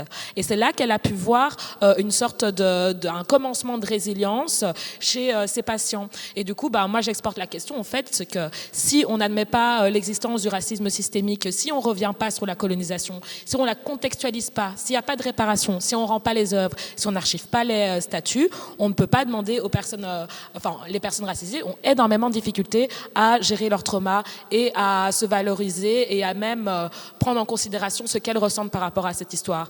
Donc, le poids des mots, le poids de l'histoire, la façon dont on enseigne le racisme, c'est hyper important dans la construction des personnes afrodescendantes. Et je dirais même que le fait de ne pas vouloir admettre cette période-là est fait dans un but bien précis, de continuer à placer les personnes racisées dans un état psychique où elles se sentent pas légitimes. Et pour moi, ça, c'est un jeu que les politiques ont très bien compris, qu'ils ont pu sûrement exercer durant l'histoire, durant les périodes qu'on a vécues, et qui continuent sous d'autres formes aujourd'hui, notamment en empêchant les réunions en non-mixité, par exemple, de continuer à avoir un contrôle sur la psyché des personnes racisées. Bah oui, effectivement, un des mécanismes du racisme, c'est justement de priver les personnes de leurs ressources. Et du coup, Estelle, est-ce que tu veux bien nous parler, notamment par rapport au trauma racial, comment on fait face, comment on traverse ça, comment est-ce qu'on affronte ça, quelles sont les ressources des personnes racisées et les besoins, mais plutôt à un niveau individuel par rapport à ce que tu as vu dans ton mémoire. Ok, comme Hassina avait dit, en fait, c'est très difficile de se remettre d'un trauma racial parce que les patients peuvent être traités sur la longueur avec des thérapies, de la médication, etc., par rapport à un fait où on va aussi développer des mécanismes de défense et tout ça, mais on ne peut pas s'assurer que le patient ou la patiente ne soit pas confronté à l'avenir à des faits de racisme, et elle sera reconfrontée à des faits de racisme. Donc j'imagine que ça doit être très compliqué pour les thérapeutes pour trouver... de travailler et d'être face à ce problème-là. Donc moi, au niveau individuel, ce que je propose à mon audience, c'est des exercices de self-care. Notamment, moi, ce que je leur dis souvent, c'est d'écrire, parce que les survivants et survivantes de l'Holocauste ont laissé un héritage de récits biographiques de leur expérience traumatique durant la Shoah. Et en fait, les chercheurs, j'imagine, tu me diras si je me trompe, utilisent beaucoup l'écriture comme mode, l'écriture du fait traumatique pour pouvoir récupérer cet accès mémoriel du traumatisme, pouvoir se l'approprier et le coucher sur papier, ça aide beaucoup. Donc, je propose à mon audience d'écrire dès qu'il y a un événement qui est trop lourd. Écrire aussi le fait de se retrouver en non-mixité. En fait, c'est vraiment, le trauma, c'est l'indicible, donc c'est rendre accessible à la langue, à sa mémoire, le fait de sortir ça, de le vomir, comme tu disais, Maria Gladys, ça permet de s'alléger un peu. Et le fait de se retrouver en non-mixité, même si on connaît les débats politiques que ça fait en Belgique par rapport à ça, c'est très important pour libérer la parole. Tu en parlais également. Et d'ailleurs, je voulais juste revenir sur le fait de pourquoi de cette peur en fait des dominants et du pouvoir de la non-mixité. En fait, je vais revenir sur ce qui se passait durant l'esclavage. Il y a une chercheuse allemande qui s'appelle Grada Kilomba qui a écrit un livre qui s'appelle Plantation Memories, où elle parle, on va dire, de faits qui se passaient durant l'esclavage, et elle fait des allers-retours avec ce qui se passe aujourd'hui. Et elle a parlé du fait que dans les champs d'esclaves, les maîtres bâillonnaient les esclaves pour les empêcher, d'une part, de manger les biens qui ne leur appartenaient pas, évidemment, et également aussi pour les empêcher de s'organiser, en fait, parce que du coup, on les épuisait, donc j'imagine que quand ils rentraient à la case, souvent ils dormaient. Donc voilà, et du coup, ils voulaient absolument contrôler la parole des personnes qui étaient opprimées. Et moi, je pense que le fait d'interdire les réunions en non-mixité, ça part de ce principe-là. C'est qu'on a peur que les personnes racisées parlent de leur vécu, se rendent compte que c'est collectif et puissent s'organiser justement pour faire face à cela. Et je pense vraiment que la non-mixité, c'est un vrai enjeu parce que c'est empêcher la parole d'être libérée, donc empêcher le fait de pouvoir se remettre collectivement d'un trauma et d'avoir du soutien et de l'empathie et de la bienveillance, et aussi la peur de s'organiser et que les gens se rendent compte qu'en fait, ce n'est pas juste du racisme à un niveau individuel, mais que c'est bien systémique, collectif, que les expériences se recoupent en tant que personne racisée en Belgique. Du coup, voilà pour la non-mixité. Aussi... essayer de valoriser son identité, que ce soit à travers l'art, à travers de grands penseurs. Enfin, moi, je sais que quelque chose qui m'aide beaucoup, c'est de regarder le parcours de femmes noires, des parcours exceptionnels comme Maya Angelou, qui a vécu énormément de trauma. Et elle aussi, son histoire, c'est vraiment une histoire de résilience qui est incroyable, parce que cette femme, quand elle était très jeune, a subi un viol de la part de son beau-père. Elle a arrêté de parler. Après, pendant 3 à 5 ans, elle a arrêté de parler tout court, elle n'a plus du tout parlé. Et elle a recommencé à parler quand elle a découvert la littérature, etc. Et puis c'est devenu la grande icône, la grande artiste qu'on connaît aujourd'hui. Donc, le parcours de Maya Angelou, par exemple, c'est quelque chose qui me touche énormément et qui permet de me dire qu'on peut trouver des formes de résilience, et souvent par les œuvres qui nous entourent. Et voilà, moi je ne suis pas experte en résilience, parce que, comme je vous l'ai dit, je pense vraiment qu'il faut qu'il y ait une reconnaissance systémique du racisme pour qu'il y ait une prise en compte. Dans mon mémoire, d'ailleurs, j'ai dit que moi je ne croyais pas spécialement à une résilience collective, mais c'est vrai qu'on peut essayer de mettre en place des petites choses comme ça qui nous valorisent en tant que personne. Aussi, le fait de se couper des réseaux sociaux, ça c'est très important. Quand il y a une histoire de violence policière, etc., et qu'on sent que c'est trop difficile, ne pas hésiter à couper le téléphone, ou même à compter le nombre d'articles. Aujourd'hui, je m'autorise à lire 2 articles, je m'autorise à regarder 2 posts, mais après je coupe, parce qu'on ne se rend pas compte de l'impact que ça a. On est tout le temps submergé de nouvelles qui sont ultra négatives. Moi, j'ai vraiment senti une grande détresse psychique dans mon audience durant ce qui s'est passé avec George Floyd il y a 1 an et demi, 2 ans. Et du coup, moi, je disais aux gens de couper. Et même moi, j'ai remarqué que j'avais vraiment besoin de couper absolument les réseaux à ce moment-là. Moi, dans ma militance, par exemple, là, j'appelle ça la honeymoon phase. Donc, je suis hyper contente de reprendre ma militance et j'aime bien produire et interagir avec mon audience. Et puis, il y a des phases où il y a un commentaire raciste de trop. Et là, j'ai besoin de couper. Donc, vraiment, essayer, même si c'est difficile, de connaître ses limites. Je vous dis ça alors que moi, j'y arrive pas encore. Mais essayer de connaître ses limites, essayer de se préserver un maximum. Également, si vous êtes dans un environnement où il y a pas mal de personnes blanches qui pensent que, comme vous êtes une personne noire, vous êtes le représentant ou la représentante de l'antiracisme et que vous devez leur faire un cours. Simplement leur dire que vous n'êtes pas prêt à discuter de ça avec eux. Il faut vraiment poser ses limites aussi avec les personnes blanches ou les personnes dominantes dans une catégorie donnée, pour pas les laisser avoir accès à cette énergie dont vous avez besoin vous-même pour faire face à ce que vous vivez à l'instant précis.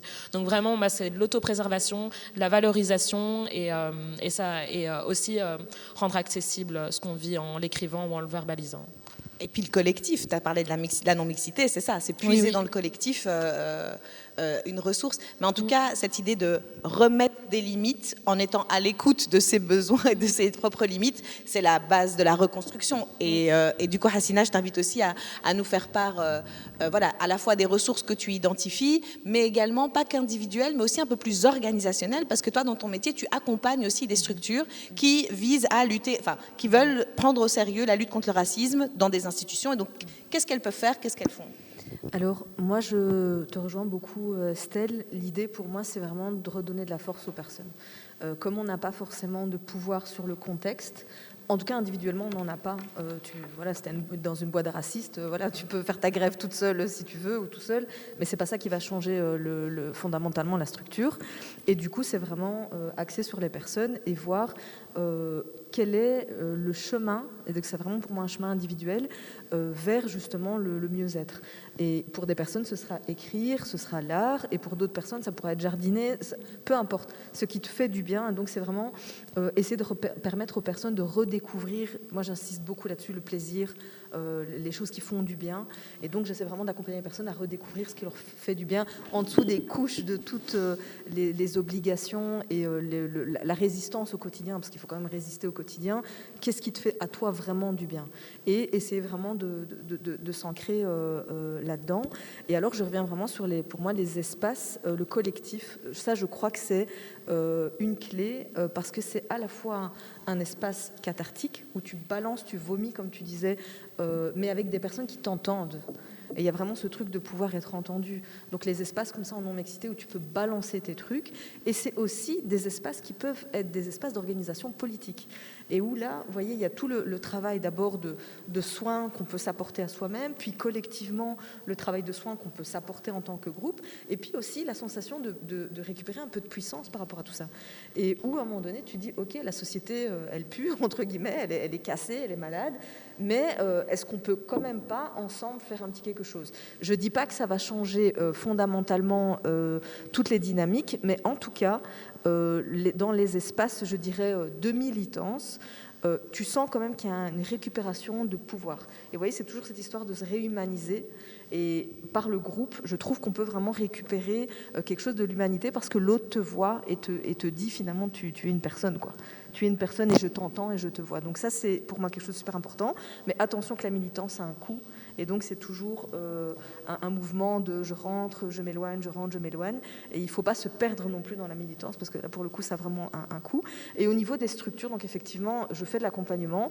Et les demandes que j'ai, c'est souvent honnêtement des structures qui se perçoivent comme militantes, mais qui se rendent compte que malgré leur bonne volonté, les violences sont là. Le racisme est là, le sexisme est là, le validisme est là, l'homophobie est là, donc c'est des structures qui se rendent compte de ça. Et du coup, on va faire tout un travail, de formation, mais pour le coup, qui n'est plus à charge des personnes de la boîte.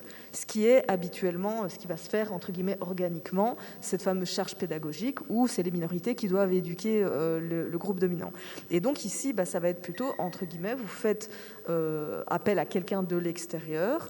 A priori, pour moi, je vais toujours dans le protocole demander à ce que ce soit une personne concernée et qui sera du coup rémunérée, parce que ça fait partie aussi de la réparation collective de pouvoir redonner la juste place. Les personnes qui connaissent et qui ont l'expertise doivent être payées aussi, parce que ça c'est aussi tout un enjeu. Et après, vraiment, tout le travail de diagnostic, en fait. Donc, en fait, même quand vous êtes dans des structures qui se perçoivent comme engagées, vous vous rendez compte qu'en fait, elles ne remarquent pas qu'il y a du racisme tous les jours. Et elles sont étonnées de se rendre compte qu'en fait, oui, il y a du racisme dans l'institution. Et donc, voilà, je vais faire leur proposer à travers des situations concrètes, en permettant aussi je dirais, les équipes d'envoyer anonymement aussi des choses qui se sont passées, et puis de mettre le groupe au travail, d'essayer de comprendre voilà, ce qui s'est passé, et de pouvoir aussi développer alors des bonnes pratiques, mais ancrées sur la réalité du terrain en question. Voilà, ça c'est des choses que je vais faire, mais toujours aussi en essayant le plus possible de préserver le groupe. Et donc de toujours être dans cette attention à sachez ce que vous dites, faites attention de ne pas balancer dans un espace quelque chose qui serait privé, qui te coûte une souffrance, un trauma que tu as vécu. Voilà, faut voir où tu déposes ce truc-là. Donc voilà, c'est un petit peu ça le travail que je peux faire. Consciente voilà, de la réception en fait, qui sera faite de la parole et que ce sera pas forcément lié, que ça correspondra pas forcément aux attentes qu'on en a, mais quelles seraient, avant que tu redéposes complètement ton micro, quelles sont les bonnes conditions pour qu'une telle intervention fonctionne? Parce que nous aussi, ça nous arrive à BIPAX d'intervenir dans des structures où on a vraiment aussi, on anticipe, on a peur de faire plus de dégâts, surtout pour les personnes racisées, de partir en ayant en fait ouvert une conversation qui va être très compliquée, très douloureuse et qui va encore plus les fragiliser dans leur lieu de travail. Donc, quelles seraient à tes yeux les conditions favorables pour le succès d'une intervention? Je pense que de base, pour toutes ces conversations-là, il faut un cadre extrêmement solide. Donc le cadre avec lequel tu abordes ces questions-là doit être ultra solide. Tu dois vraiment... et là, c'est toi qui dois être garante de ça, ou garant en tant que la personne qui facilite le processus, qu'en termes de communication, ce soit vraiment extrêmement balisé, donc vraiment tous les dimensions de la communication non violente, faire vraiment attention à la manière dont on peut ou non interpeller l'autre dans ce qu'on va balancer, entre guillemets, et toi qui dois être vraiment au taquet, entre guillemets, par rapport à l'énergie du groupe, et si tu sens qu'il y a une personne qui commence à être dans une position de vulnérabilité, quand tu vois une phrase qui commence, qui pourrait mettre quelqu'un dans une position, tu arrêtes et tu dis... Je te demande juste de bien réfléchir à comment tu vas formuler. Tu peux dire ce que tu veux, mais réfléchis à comment tu vas formuler. Donc vraiment être dans cette idée de préserver, tout en libérant la parole, mais de préserver les personnes. Et aussi, je pense qu'il y a un enjeu de réalisme. C'est pas un accompagnement même de 4 fois 3 heures qui va révolutionner des structures racistes héritées d'un passé colonial. Et bon, je n'ai pas assez insisté là-dessus, mais moi, les enjeux de colonialité, vraiment les traces des rapports de pouvoir et de savoir qu'on a hérité de la colonisation, pour moi, sont un enjeu majeur du maintien du racisme aujourd'hui, parce que c'est vraiment une manière assez insidieuse de déclassement ou de classement. Donc qui est au-dessus de qui a l'opportunité de dicter les règles, de dicter les normes, de dicter les valeurs, et qui font qu'à un moment donné, tu es englué dans cette position minoritaire, que tu le veuilles ou non. Et donc, par exemple, les enjeux de colonialité, ça, je travaille systématiquement. Et je saoule les gens, je leur dis, je vais vous saouler avec ça. Chaque séance, je vais revenir avec colonialité, parce que c'est pour moi ce qui se glisse de manière la plus insidieuse. Et autant le racisme crasse, moral, retourne dans ton pays, sale, blablabla, les gens ne font plus. Et la loi nous permet aussi de nous défendre face à ça. Mais les remarques insidieuses, les hiérarchies dans un groupe, le fait que tu sois systématiquement assigné à des tâches subalternes, je vais attirer l'attention là-dessus. Je vais essayer de faire en sorte que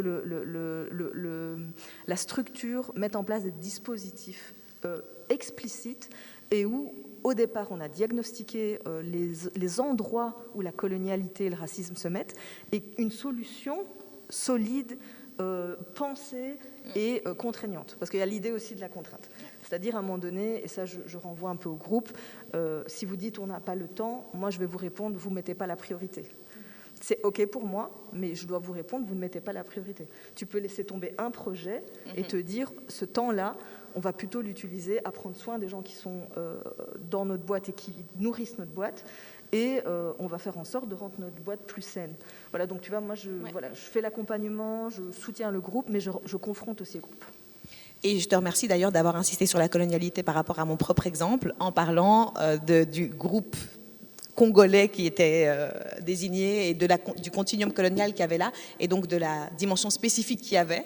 Et par ailleurs, donc si je résume un peu ce que tu dis, finalement, et c'est ce que dit aussi Estelle, c'est systémique. Tant qu'il n'y a pas de reconnaissance systémique, de toute façon, on sait qu'on se bat contre un système qui est stable et qui est là depuis des siècles, mais en même temps, on peut ouvrir des espaces. En fait, c'est vraiment de cet ordre-là, quoi. Ouvrir des espaces qui vont prendre soin, qui vont essayer de rétablir un équilibre, ou en tout cas de réparer, reconnaître et réparer, mais ça reste des îlots, en fait, si j'entends bien. Et même si on arrive à accéder à des organisations, en soi, c'est systémique, et donc on est en train quand même que de mettre des pansements, quoi. Et c'est pour ça que j'aimerais revenir à la dimension plus politique, donc collective et politique de santé publique, mais aussi politique migratoire, en te demandant, Maria Gladys, à partir des besoins, tu en as évoqué certains tout à l'heure, à partir des besoins et en se basant aussi sur les ressources des personnes demandeuses d'asile, comment est-ce qu'on pourrait repenser, qu'est-ce qu'il faudrait repenser dans cette politique migratoire, comment faire autrement? Et je sais qu'en nous répondant, tu vas aussi mettre en avant vraiment un certain nombre d'inégalités et de difficultés d'accès que tu as déjà évoqué tout à l'heure, hein, mais que je sais que tu as encore d'autres choses à nous dire là-dessus.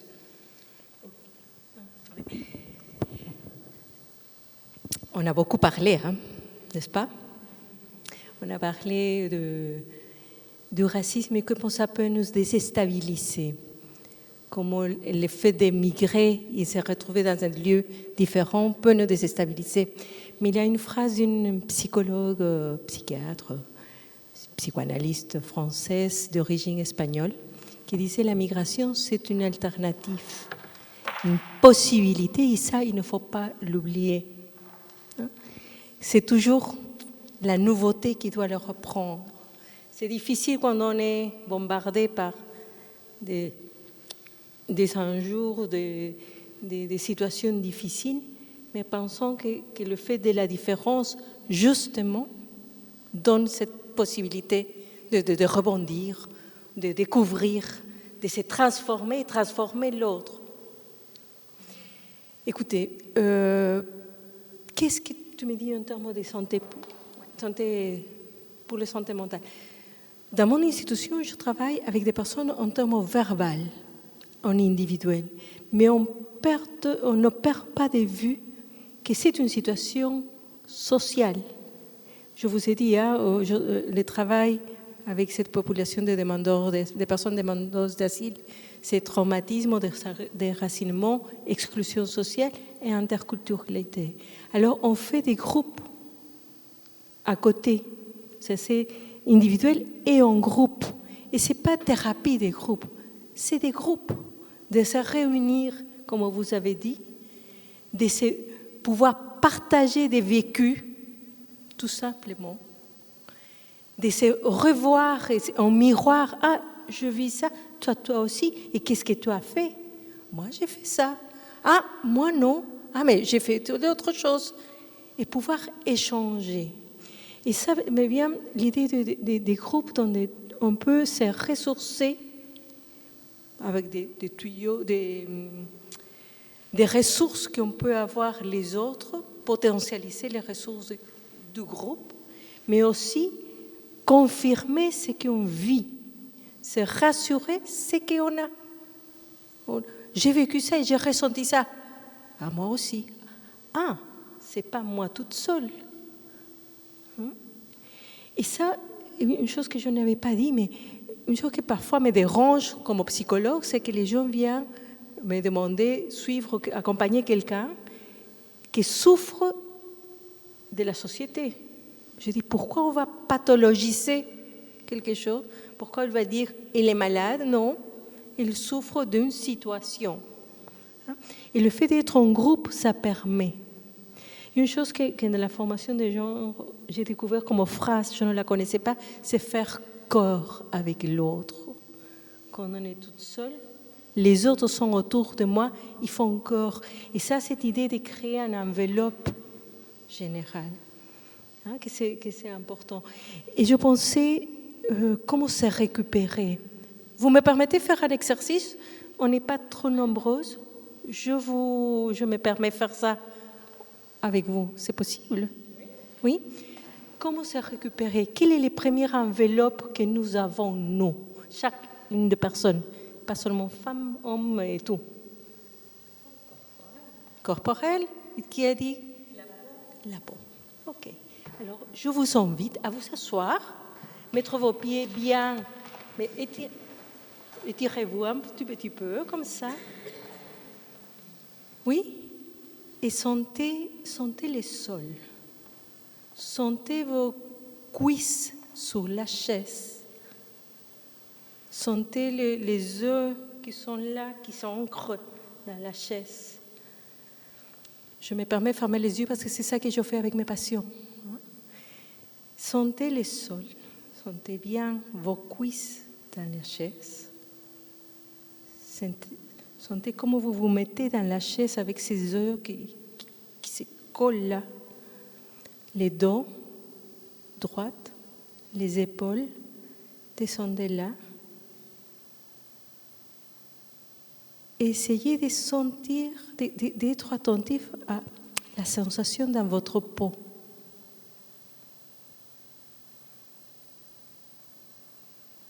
Chaleur, froid, humidité, transpiration, je veux dire. Douleur ou la douleur. Si on respire doucement, ça va changer.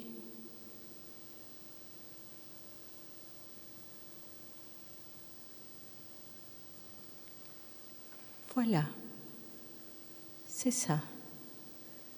Vous récupérez à ce moment-là votre enveloppe, votre corps à partir de votre peau.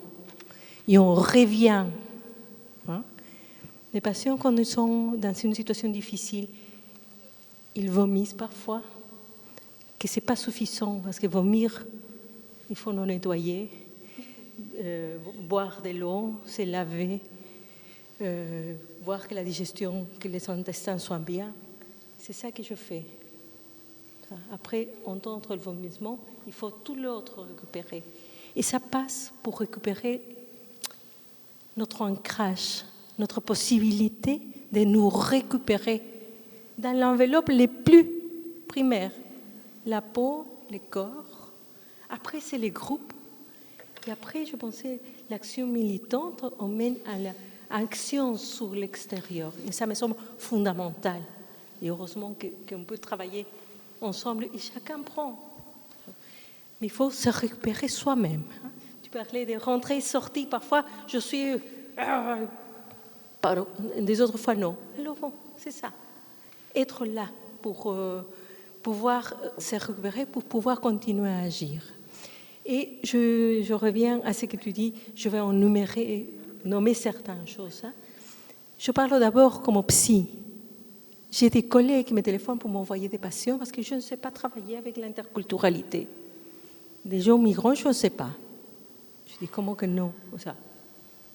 Qu'est-ce qu'il y a de différent? Je ne connais pas. Ah bon, demande. Mais non, je ne vais pas comprendre. Qu'on t'explique. Mais on le met comme chose. J'ai pensé à un patient qui disait, j'ai dû lui expliquer. Moi, je pose des questions, je ne connais pas toutes les cultures. Je connais la mienne et grâce aux autres, parce qu'il y a cette phrase, on ne connaît rien de soi-même si on n'est pas en contraste avec les autres. Il y a une phrase que Reza, un collègue, dit souvent, les Anglais disent, on ne connaît rien de l'Angleterre si on n'est pas sorti de l'Angleterre. Si on n'est pas en contraste, on ne sait pas qu'on a ça, nous-mêmes. Alors, je mène la discussion culturelle, par exemple. Comme discussion, dites-moi, c'est comment? Ah, parce que je pensais telle chose. Et vous, c'est pas qu'il me donne l'information, ni que moi je lui donne l'information. Je ne sais rien. Je travaille exil depuis plusieurs années. J'ai commencé avec la population rwandaise. Je suis arrivée jusqu'après le génocide. Après, c'est les Tchétchènes. Il y avait la deuxième guerre en Tchétchénie. Après, c'était les Albanais. Après, c'était les Guinéens. Après, c'était les personnes qui venaient de Syrie. Récemment, c'est les personnes qui viennent d'Afghanistan. Et je ne suis pas experte en absolument rien de tout ça. Chacun a une spécificité, mais je l'emmène à discuter. Et je reviens à ce que tu proposais, c'est en termes de formation et d'ouvrir dans toutes les formations, que c'est à psy, à AS, avocat, médecin, aidante, je ne sais plus moi. Une discussion pour intégrer, c'est quelque chose qu'on vit tous les jours. Élargir les services de soins avisés. Je travaille à Mons dans un service spécialisé. Exil, c'est un service spécialisé à Bruxelles. Je dis, les risques de dire que nous sommes des centres spécialisés, c'est spécialisé bien à l'espagnol, hein, pas spécialisé. C'est que la société dit, oh bon, il y a des centres spécialisés, nous, ça ne nous concerne pas. Et ça, c'est le risque. Je pense que pour le moment, c'est nécessaire, parce qu'il y a une particularité, une attention, une envie de discuter sur chacun de nous. Mais le risque, c'est que la société dit, oh, je ne sais pas travailler avec des interprètes, je ne connais pas les cultures, je ne comprends rien de ce que cette dame dit. Ok. Alors, faire en termes de formation et de l'intégrer. L'accès aux soins, nous, on a créé avec un petit groupe de collègues à Mons un service parce qu'il n'y avait pas dans la région quelqu'un qui prenait en charge des personnes venant d'ailleurs qui ne parlaient pas la langue, par exemple. Tous les services disaient non, je ne vois pas, je ne comprends rien. Ils devaient venir à Bruxelles, ils devaient venir à Liège ou à Charleroi. Mais de côté, Mons, Tournai, Macron, rien. Alors nous, on essaie de couvrir le territoire. La troisième, c'est les interprètes, qui me semble fondamental. Et j'avais énuméré une autre, mais bon, soit. Dis-moi. Il y avait aussi la question des conditions d'hébergement, de la localisation des centres. Ah oui, merci. C'est l'autre chose. Hein. Il faut des espaces plus réduits, humains, à taille humaine. Vraiment, qu'on se connaisse, qu'on puisse se parler, qu'on sache qui es-tu, pourquoi tu es là. 600 personnes. Je travaille beaucoup avec les infirmières du service médical parce que les services médicaux des centres m'envoient des patients. Alors j'ai des contacts direct avec plusieurs services. Ils essaient de faire leur mieux, mais 600 personnes, j'ai aucune idée qui est cette personne, madame.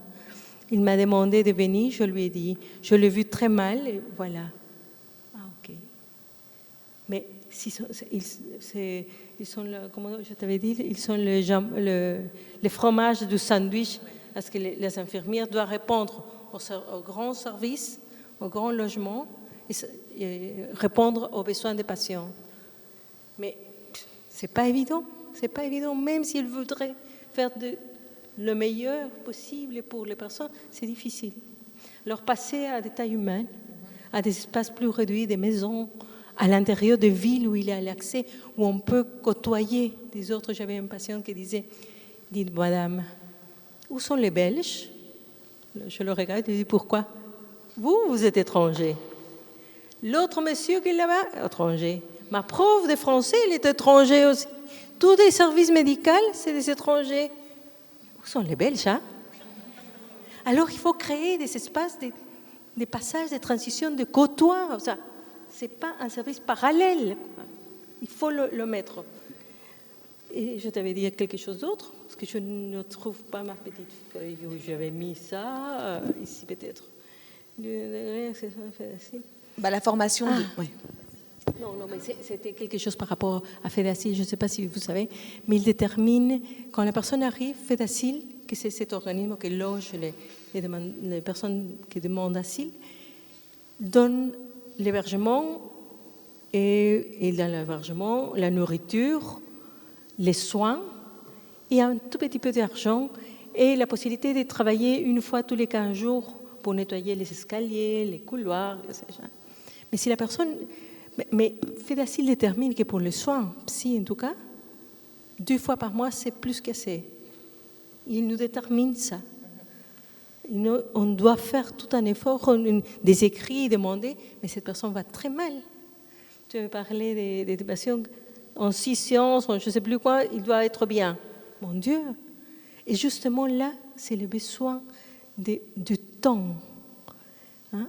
Parce qu'il y a la suspicion, on parlait tantôt, mais aussi ce changement, je ne comprends rien, alors qui êtes-vous? Pourquoi vous me demandez des choses? Alors il faut faire preuve qu'il y a une relation pour pouvoir avancer. Alors Fedacil détermine, et ça me semble terrible, si on pouvait changer ça serait génial.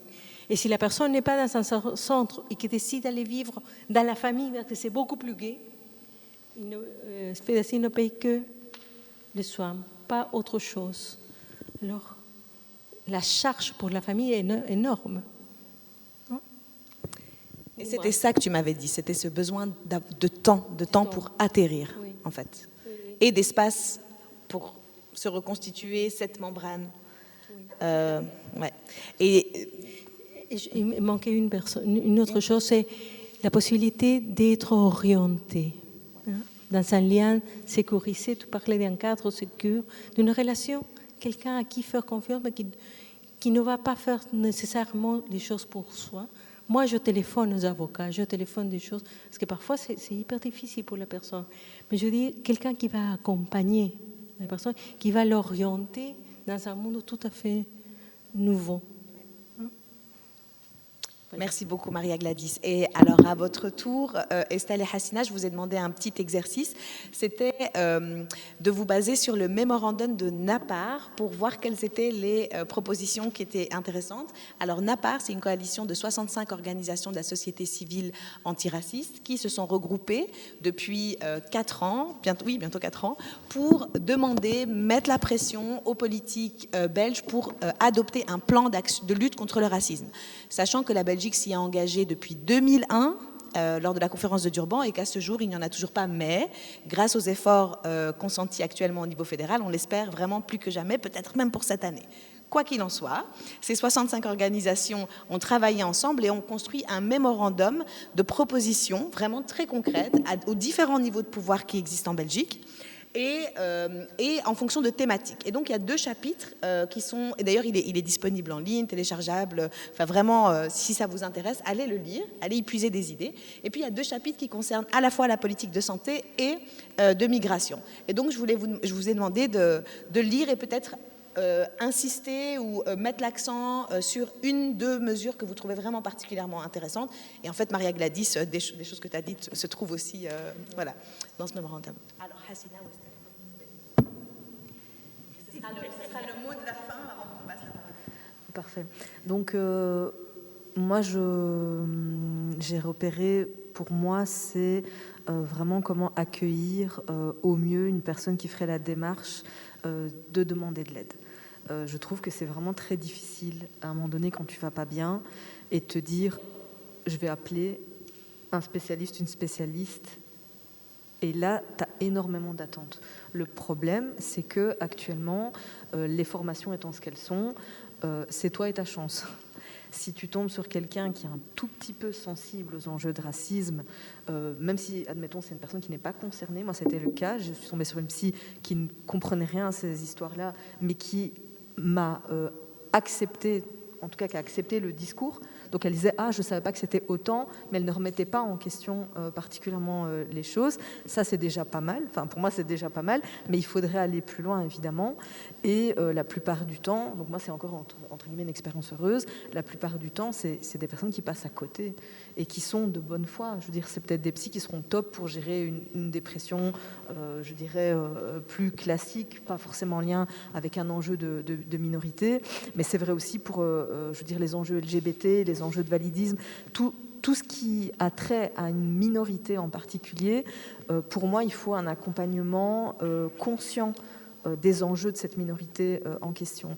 Et je pense qu'actuellement, la formation des personnes qui vont être ces personnes de première ligne, elle ne répond pas à ça, en fait. On est sur une approche généraliste et la traduction pour moi de généraliste, c'est plutôt focalisé sur les besoins du groupe dominant.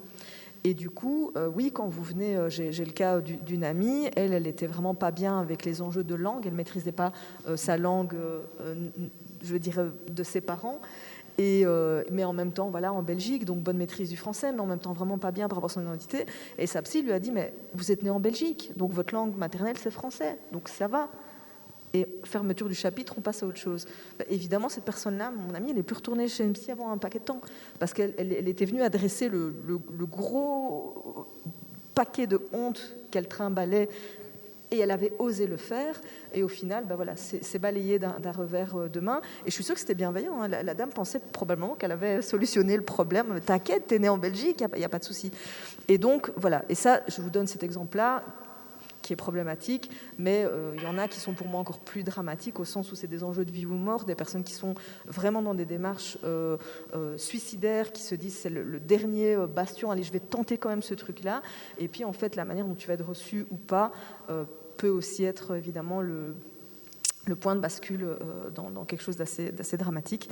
Et donc pour moi vraiment la formation, ça je pense que c'est vraiment important, et je le corrèle donc à un deuxième point. Donc par rapport à la formation, c'était nécessité d'acquérir une expertise et des connaissances en matière de soins adaptés aux différences culturelles. Donc ça c'est une des mesures, et je la mets en lien avec autre chose qui est la reconnaissance et la valorisation des connaissances existantes dans les différentes communautés concernées. Il ne faudrait pas que cette dimension-là soit saisie par un groupe dominant et se disent ok, on va faire de la formation sur le racisme par des personnes qui ne seraient pas concernées et qui n'auraient pas les expertises qui sont accumulées, parce qu'en attendant, comme tu disais, il y a plein de chercheurs, chercheuses, plein de cliniciens, cliniciennes qui font le taf quand même, qui ont déjà fait le taf depuis un paquet de temps. Et donc pour moi, ce serait vraiment en termes politiques de mettre le focus à se dire on va travailler la question de la formation, mais en mettant au cœur les personnes concernées qui ont une expertise, et que cette expertise évidemment doit être valorisée financièrement, et pas cette idée, je trouve que ton patient il attire bien l'attention de où sont les Belges, et en fait s'il y a vraiment cet effet de relégation, les problèmes communautaires on les balance aux personnes issues des communautés, et idéalement de manière non rémunérée, puisque c'est la famille ou les amis qui doivent prendre en charge toute une série de choses, et la société, quelque part, se déleste de sa responsabilité. Et donc, pour moi, il faut remettre la responsabilité collective, et en même temps, en valorisant les expertises existantes. Ça, je pense, c'est vraiment, pour moi, le point qui m'a fort touchée dans ces recommandations, ce sera ça. Et après, évidemment, toutes les autres sont très bien, donc le but, c'est de toutes, mais moi, c'est celles-ci qui m'ont touchée particulièrement. Bah, j'avais exactement le même, pour le coup, parce que j'ai remarqué, moi, l'angle de mon mémoire était intersectionnel, et là, je vais étendre aux soins, mais pour tout ce qui est trait au racisme, en fait, c'est assez compliqué de trouver dans la littérature, on trouve des textes scientifiques qui parlent de racisme, mais c'est assez compliqué d'en trouver des qui me semblent pertinents en français. Ou alors ils sont moins mis en avant par les moteurs de recherche. Donc il y a vraiment une vraie nécessité, comme disait très bien Hassina, à mettre en avant les chercheurs qui traitent de ces questions et qui ne soient pas que des chercheurs issus de la blanchité. Par exemple, au sein de mon mémoire, mais il était très important de renverser en fait ce rapport de domination qu'on a dans les sciences humaines, qui est des chercheurs blancs, la plupart du temps, vont parler d'expériences de vie et donc traduire avec leur propre prisme et leurs propres préjugés des expériences que les personnes racisées vivent. Du coup, moi, ce que j'ai fait dans mon mémoire, parce que je suis quand même issue d'un milieu privilégié, j'ai écrit un mémoire, j'ai eu accès à des études supérieures. C'était très important pour moi d'essayer de renverser du mieux que je pouvais ce rapport de domination. Donc moi, dans mon mémoire, les témoignantes sont considérées comme des expertes, car au sein de leur vie, elles ont vécu du racisme et elles ont donc acquéri une expertise de leur vécu. Et pour moi, c'était très important de remettre ça. Et c'est d'ailleurs Christian Poiret qui utilise fort ça dans ses analyses. Du coup, vraiment au niveau académique, moi, c'est quelque chose qui m'a vraiment heurtée en tant qu'étudiante, d'avoir des difficultés d'accès, et même au niveau des cours, de ne pas avoir eu de prof noir. C'est quelque chose qui m'a vraiment impactée. Le fait que l'accès à ces études-là, je vois toujours les mêmes personnes me parler de ça. Par exemple, moi, j'ai dû demander à mes profs d'avoir un cours sur le racisme, et on m'a dit « Ah non, nous, on n'est pas légitime, on ne parle pas de ça ». Donc en fait, cette invisibilité, le fait qu'en tant que personne racisée, même quand on atteint des études qui sont tournées vers la gauche, etc., on n'a pas accès à ce savoir-là, c'est aussi pour moi une forme de discrimination qui est très violente.